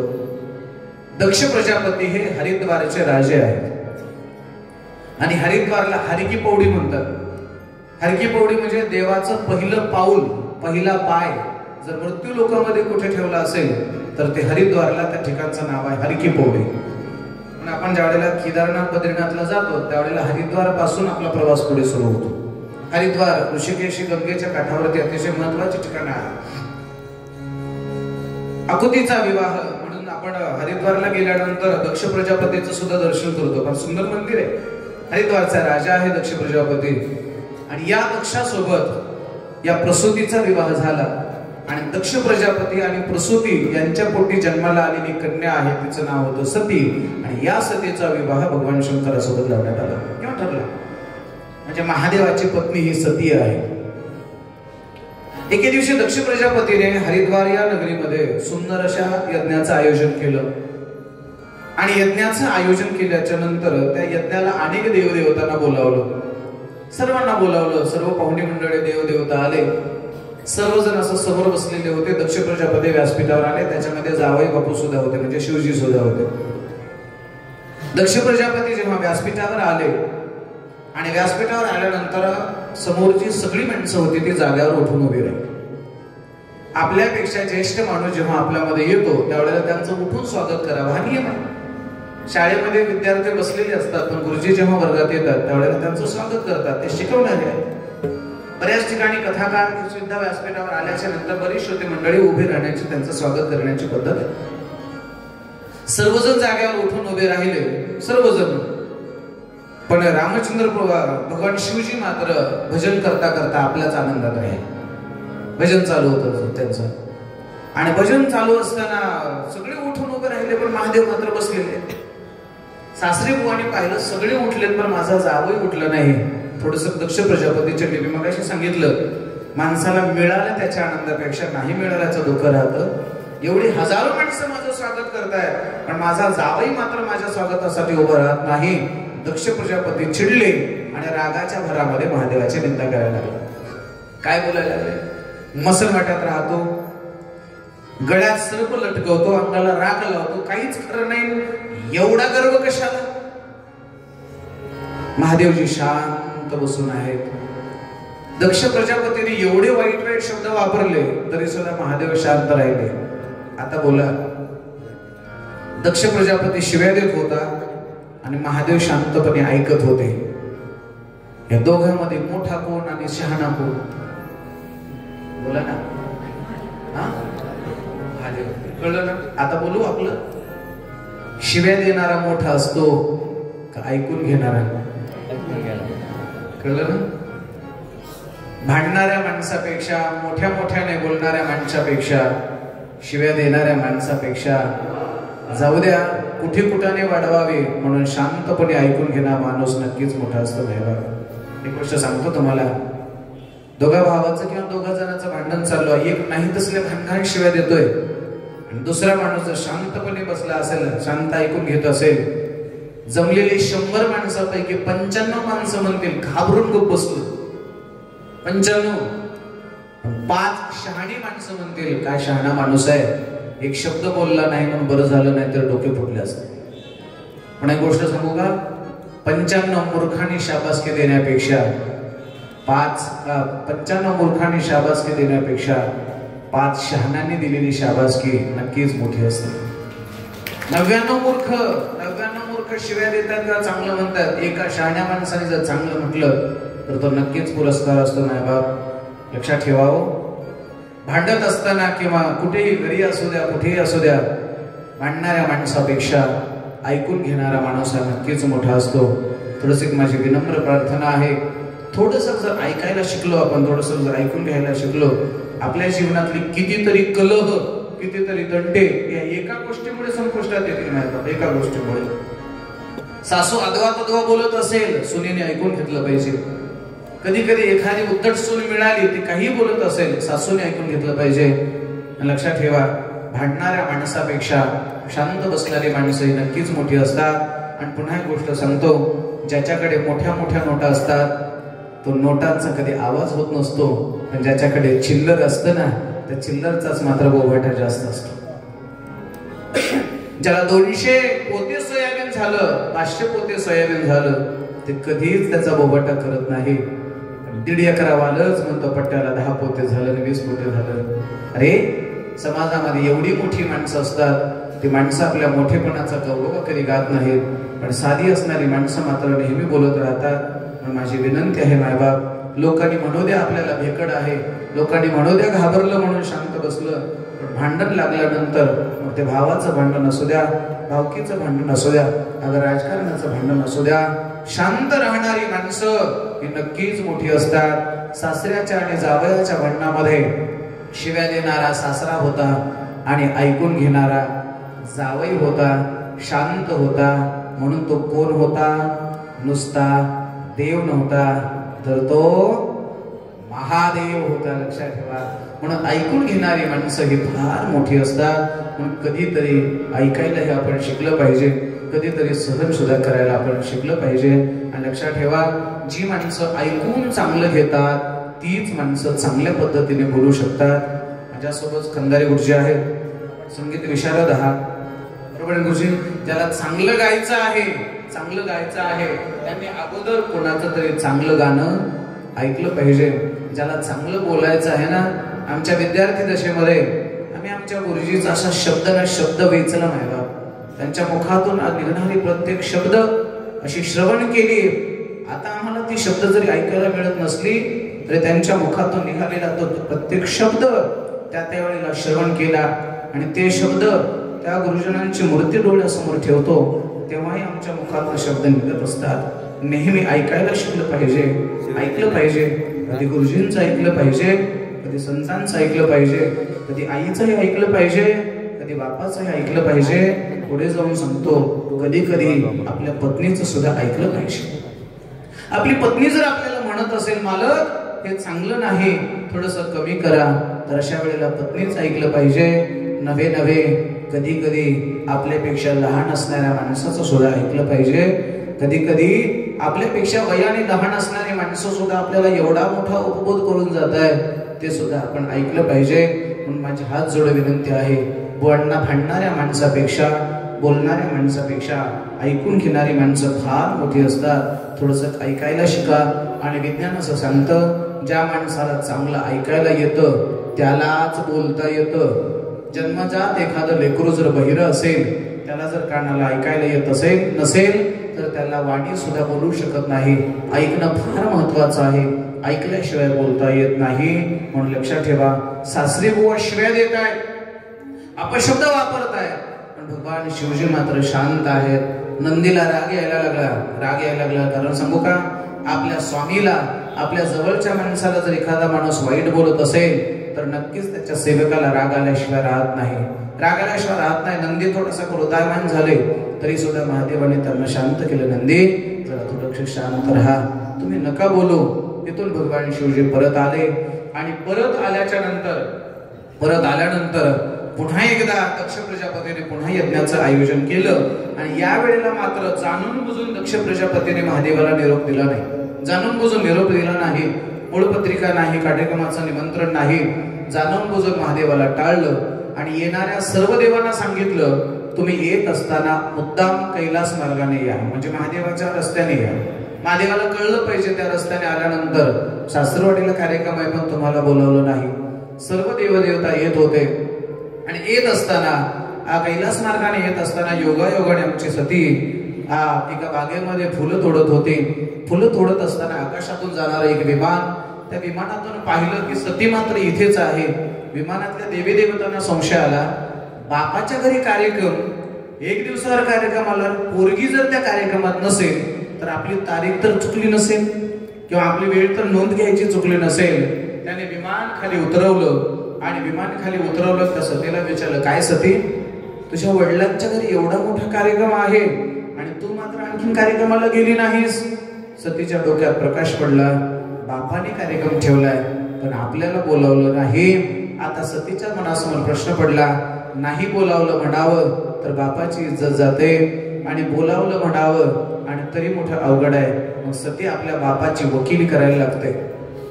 सती त्या देवाला सांगते, माझे बाबा कामाच्या व्यापामध्ये सतत व्यस्त असतात, सतत मग्न असतात, त्यांना थोडासा वेळ मिळत नाही, म्हणून माझे बाबा मला अगोदर निमंत्रण पाठवत नाही. आता तुम्ही चला पुढे, मुराडी गाडी सोबतच बाबा पाठवतायत, मी लगेच येणार आहे. म्हणजे बघा, सासरच्या माणसाकडे बापाची वकिली करत असते आणि माहेरला आलं की मालकाची वकिली करत असते. दोन्ही बाजूंची वकिली करण्याची प्रमुख भूमिका आमच्या स्त्रियांच्या जीवनात असते. हो माय बाप, बघा तुम्ही, सासरला आलं की नवरा नाव ठेवतो बायकोला, काय लग्न केलं, मंडप चांगला नव्हता, वरूनच पातळ झालं होतं, मट्टाच नव्हता. मग ते मुलगी आपल्या मालकाला सांगते, मालक, माझ्या बापाला लग्नाची खूप हौस होती हो, पण ऊस गेला नाही, बिल निघाल नाही, जरा माझे वडील अडचणीत आहेत म्हणून त्यांनी थोडं लग्न व्यवस्थित केलं नाही, समजून घ्या ना माझ्या बापाला. म्हणजे बापाची बाजू म्हणतोय. आणि माहेरला आल्यानंतर माहेरची माणसं बोलायला लागतात पोरीला, काय तुझा नवरा, काय त्याची मित्रमंडळी, 12:30चं लग्न 3:30ला लावलं.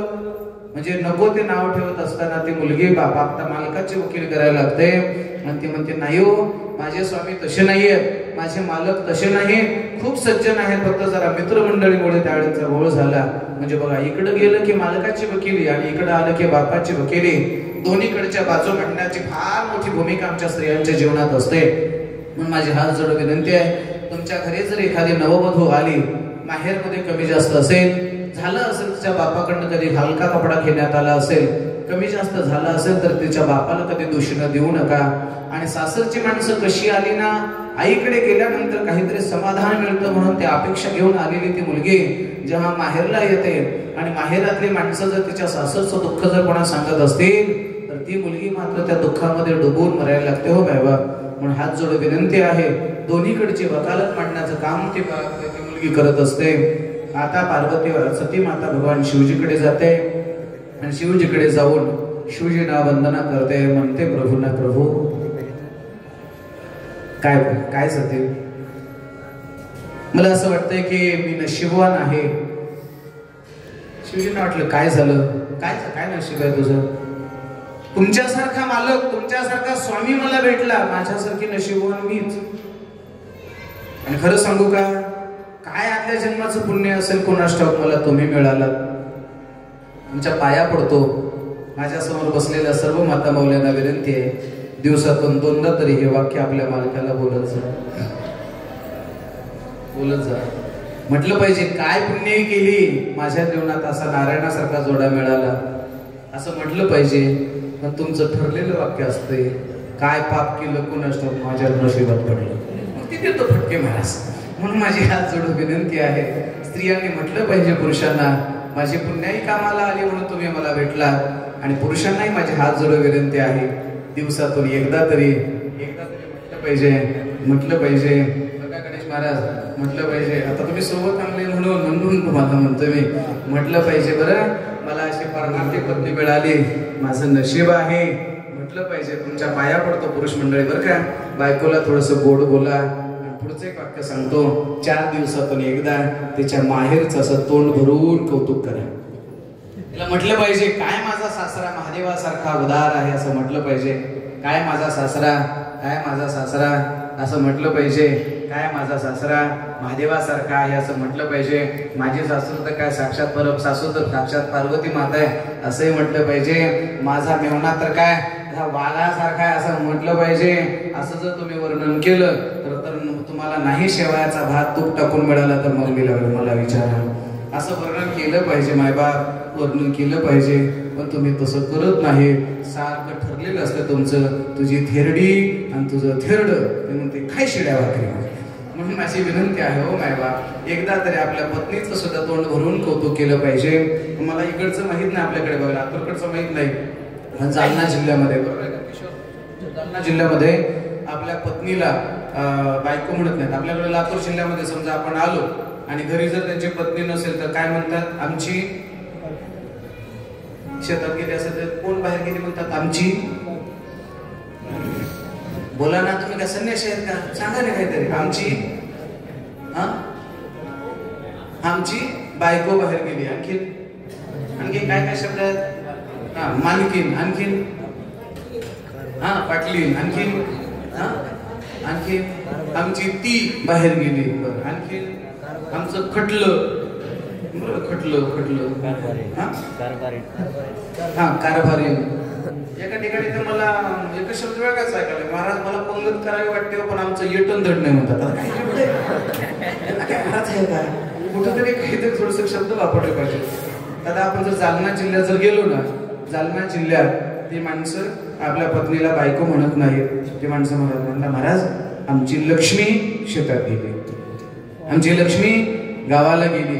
म्हणजे बायकोला लक्ष्मी म्हणण्याची पद्धत चांगली आहे बरं का. तुमच्या पाया पडतो बसलेली माणसं, बरं का भाऊजी, बरं का सगळं जायचं. लक्ष्मी नाही म्हटलं तर म्हटलं पाहिजे आमची देवी म्हटलं पाहिजे. मला काय फरक पडतो, पत्नीने पतीला सन्मान द्यावा, पतीनेही पत्नीला तेवढाच सन्मान दिला पाहिजे. आता पार्वती माता महादेवाला एवढं वर्णन करायला लागले, काय माझं नशीब आहे, मला माझ्या जीवनामध्ये असा पती मिळाला. याच्या पुढचं एक वाक्य सांगतो.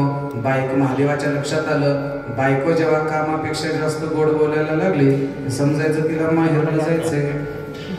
महादेवाच्या लक्षात आलं, ह्याला काहीतरी पाहिजे. बघा तुम्ही, कधी गोड न बोलणारी माणसं जेव्हा कामापेक्षा जास्त गोड बोलायला लागली समजायचं त्यांना काहीतरी पाहिजे असतं. महादेवाने विचारलं, पण नेमकं तुमची इच्छा काय आहे.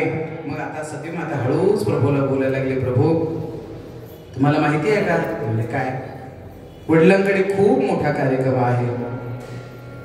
वडिलांकडे खूप मोठा कार्यक्रम आहे, बरोबर आहे अथर्व? खूप मोठा कार्यक्रम आहे, बरोबर आहे की? हा. आणि त्या कार्यक्रमामध्ये आपण गेलं पाहिजे ना.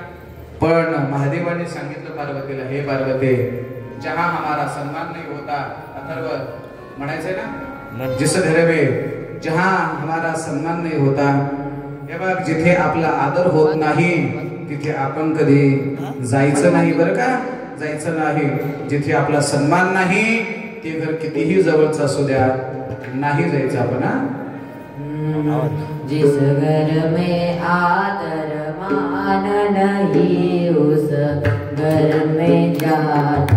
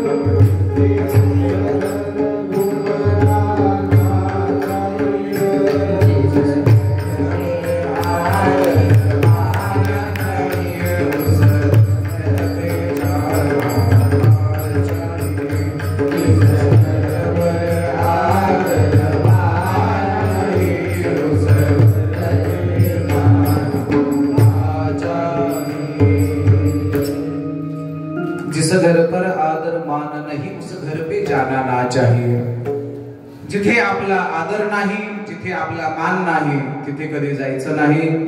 लक्षात ठेवा, एखादा माणूस फार श्रीमंत आहे, पैसा ठेवायला जागा नाही, आणि आपण गेल्यानंतर तो आपल्याला रामराम जर करत नसेल तर त्याचा पैसा काय जाळायचा का, काय करायचं?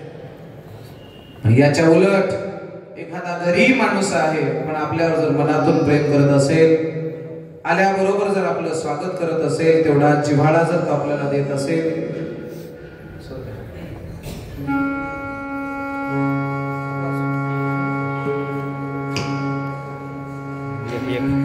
आदर नसेल, जिस घर पे आदर मान नहीं उस घर पे जाना ना चाहिए. जर आदर नसेल तर जायचं नाही.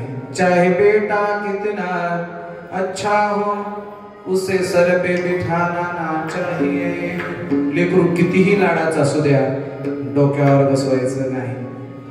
लोक सहज म्हणतात, अति लाडाने डोक्यावर बसलं आणि डोक्यावर बसून तुम्हाला पुढे पाठ. चाहे बेटी कितनी सुंदर हो उसे घर घर घुमाना ना चाहिए. जिस घर पर आदर माना नहीं उस घर पर जाना ना चाहिए. मी तर या मताचा आहे मायबाप. फार श्रीमंताच्या लग्नात जर तुम्ही गेलात, श्रीमंत माणसाच्या लग्नात गेलात, तर लग्नाला गेल्यानंतर ते श्रीमंत माणसं फेटे बांधून दरवाजात उभे असतात आणि फक्त आलेल्या माणसाला म्हणतात, राम राम गिळा पळा, याच्यापेक्षा काही नाही. पण एखाद्या गरीबाच्या लग्नामध्ये अशी मोठी माणसं जेव्हा जातात ना, गरीबाला एवढा आनंद होतो, एवढा आनंद होतो, तो कडकडून मिठी मारतो, हाताला धरतो, नवरा नवरीच्या जवळ नेतो, नवरदेवाला पोरीला सांगतो पाया पड, आज फार मोठी माणसं आलीत माझ्या लग्नात, जेवणाचा आग्रह करतो, समोर बसतो, अगदी हाताने तोंडात घालण्याची तयारी. मायबा प्रेम अनुभवायचं असेल तर गरीबाकडे जा. फार श्रीमंत माणूस आहे, पैशावाला माणूस आहे, आणि तो जर आपली कदर करत नसेल, आपला आदर करत असेल तर नाही जायचं. जिस घर पर आदर मान नहीं उस घर पर जाना ना चाहिए. चाहे बेटी कितनी सुंदर हो उसे घर घर घुमाना ना चाहिए.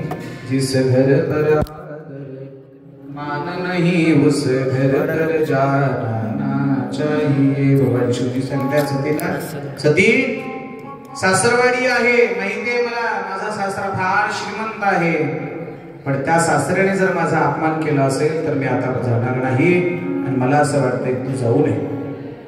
पुन्हा सती माता बोलायला लागले, प्रभू माहेरचं प्रेम काय असतं हे तुम्हाला काय माहिती, याच्यासाठी स्त्री व्हावं लागतंय. असं करा ना प्रभू, तुम्हाला जर यायला जमतच नसेल, तुमचा जर अहंकार थोडासा काही दुखावला जात असेल, तर मग मी जाऊ. भगवान शिवजी काय म्हणले माहितीये का, मला असं वाटतंय तू जाऊ नये, शेवटी तुझी मर्जी. आणि लक्षात ठेवा, मालकाचा शब्द ओलांडला किंवा मालकाचा शब्द मोडला की स्त्रीच्या जीवनात कधी सुख येत नाही. शास्त्र असं सांगतं, मुलीवर बापाचा अधिकार 100%, कुठपर्यंत, विवाह होईपर्यंत, आणि विवाह झाल्यानंतर मुलीवरचा बापाचा अधिकार संपतो. तो अधिकार तिच्या पतीकडे जात असतो. बाप म्हणत असेल पोरीला दिवाळीला ये, मालक म्हणत असेल जाऊ नको, बापाची आज्ञा मोडा, मालकाची आज्ञा पाळा, तुमचा संसार सुखाचा होईल.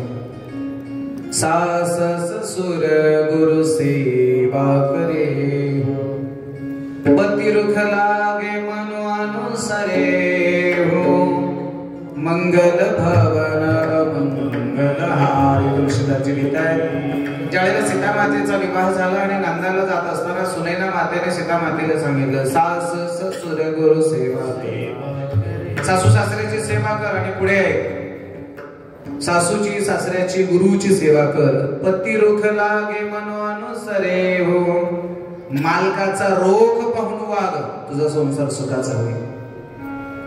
जी स्त्री मालकाचा रोख पाहून वागते ना, तिच्या जीवनामध्ये सुखच मिळतं नाही. रोख पाहून वागता आलं पाहिजे. बाहेरून आलेला आपला पती टेन्शन मध्ये आलाय का आनंदात आलाय, त्याचा रोग बाईला कळला पाहिजे. नाहीतर होतं काय, नेमकं ते काहीतरी बाहेर खटके उडालेले असतात, आणि आल्याबरोबर हे काहीतरी म्हणले की ते सगळा राग तुमच्या पाठीवर बसतो. पती रुख लागे मनो अनुसरे हो, मंगल भवन अमंगल. शिवजी काय म्हणताय सतीला, मला असं वाटतंय तू जाऊ नये, शेवटी तुझी मर्जी. पुन्हा सती म्हणते, मालक एवढ्या वेळेस जाऊ द्या. जिद्द केली सतीने आणि सती माहेरला गेली. माहेरला गेल्यानंतर दक्ष प्रजापतीने सांगितलं होतं, महादेवाला आणि सतीला निरोप नाही, आपण बोलावलेलं नाही. समजा लाज काज आलेच तर त्यांना कोणी बोलणार नाही, त्यांना कोणी नमस्कार करणार नाही. सती आली. सतीला आल्यानंतर वाटलं की आपलं कोणीतरी स्वागत करेल, कुणीतरी आपलं आदर आतिथ्य करेल. पण एक बहीण तिच्या समोर आली. समोर आल्याबरोबर सतीला बोलायला लागली, काय सती आलीस का? कोण आलं होतं तुझ्याकडे पत्रिका घेऊन? सतीने खाली मान घातली, पुढे निघाली. दुसरी एक बहीण पुढे आली, तिला म्हणाले, आली का सती? आजकाल काही लोक मोठ्याच्या कार्यक्रमाला न बोलावता जातात. टोमणा मारला, सतीने खाली मान घातली. थोडस पुढे गेल्यानंतर एक बहीण म्हणाली, काय सती कसं चाललंय तुझं, बरं आहे का? एखादा बंगला वगैरे बांधला का आणखीन बी मसन वाटतच राहता तुम्ही? पुन्हा खाली मान घातली सतीने. लक्षात ठेवा, एखाद्या माणसं परिस्थितीने गरीब असतील, पण गरीब असणाऱ्या माणसाला पुन्हा पुन्हा गरीब म्हणून हिणवू नका हो. लोकांना सवय असते एखाद्याची गरिबी, एखाद्याची जी न्यूनता असते, एखाद्याची कमतरता असते, ते पुन्हा पुन्हा पुन्हा पुन्हा त्याला हॅमरिंग करायची. सतीला बोलायला लागले, सती तुझा मालक तर तुझ्या लग्नामध्ये वाघाचं कातड पांघरत होता, अर्धवट नग्न होता, अंगाला राखच लावत होता, आता सुधारलं की नाही? काही मेकअप पावडर लावायला सुधारलं की नाही? असे अनेक अपमान सती माता ऐकायला लागली. अश्रू डोळ्यात येत आहेत. सर्वजण तिला टोमणे मारायला लागले. पण तेवढ्यात आईने पाहिलं, माहेरातले सगळे माणसं तुमचा अपमान करू शकतील, पण माहेरातले माय तुमचा कधीच अपमान करू शकत नाही. ताबडतोब माय समोर आली, सतीच्या हाताला धरलं, नातल्या घरात नेले आणि सतीला सांगितलं, सती तुझ्या बापाने सर्वांना आदेश दिला, तुला इथं कोणी नीट बोलणार नाही. पोरीने किती हक्काचं घर माहेरचं असलं तरी लग्न झाल्यानंतर बोलावणं असल्याशिवाय येऊ नये. का आली? सतीच्या डोळ्यात अश्रू. जोपर्यंत माहेरातली माय जिवंत आहे तोपर्यंत माहेरातल्या प्रेमाचा झरा जिवंत आहे. एकदा का माहेरातली माय गेली की माहेरातल्या प्रेमाचा झरा संपतो नाही. सती आईच्या गळ्याला पडून रडायला लागली. आईने सांगितलं सतीला, सती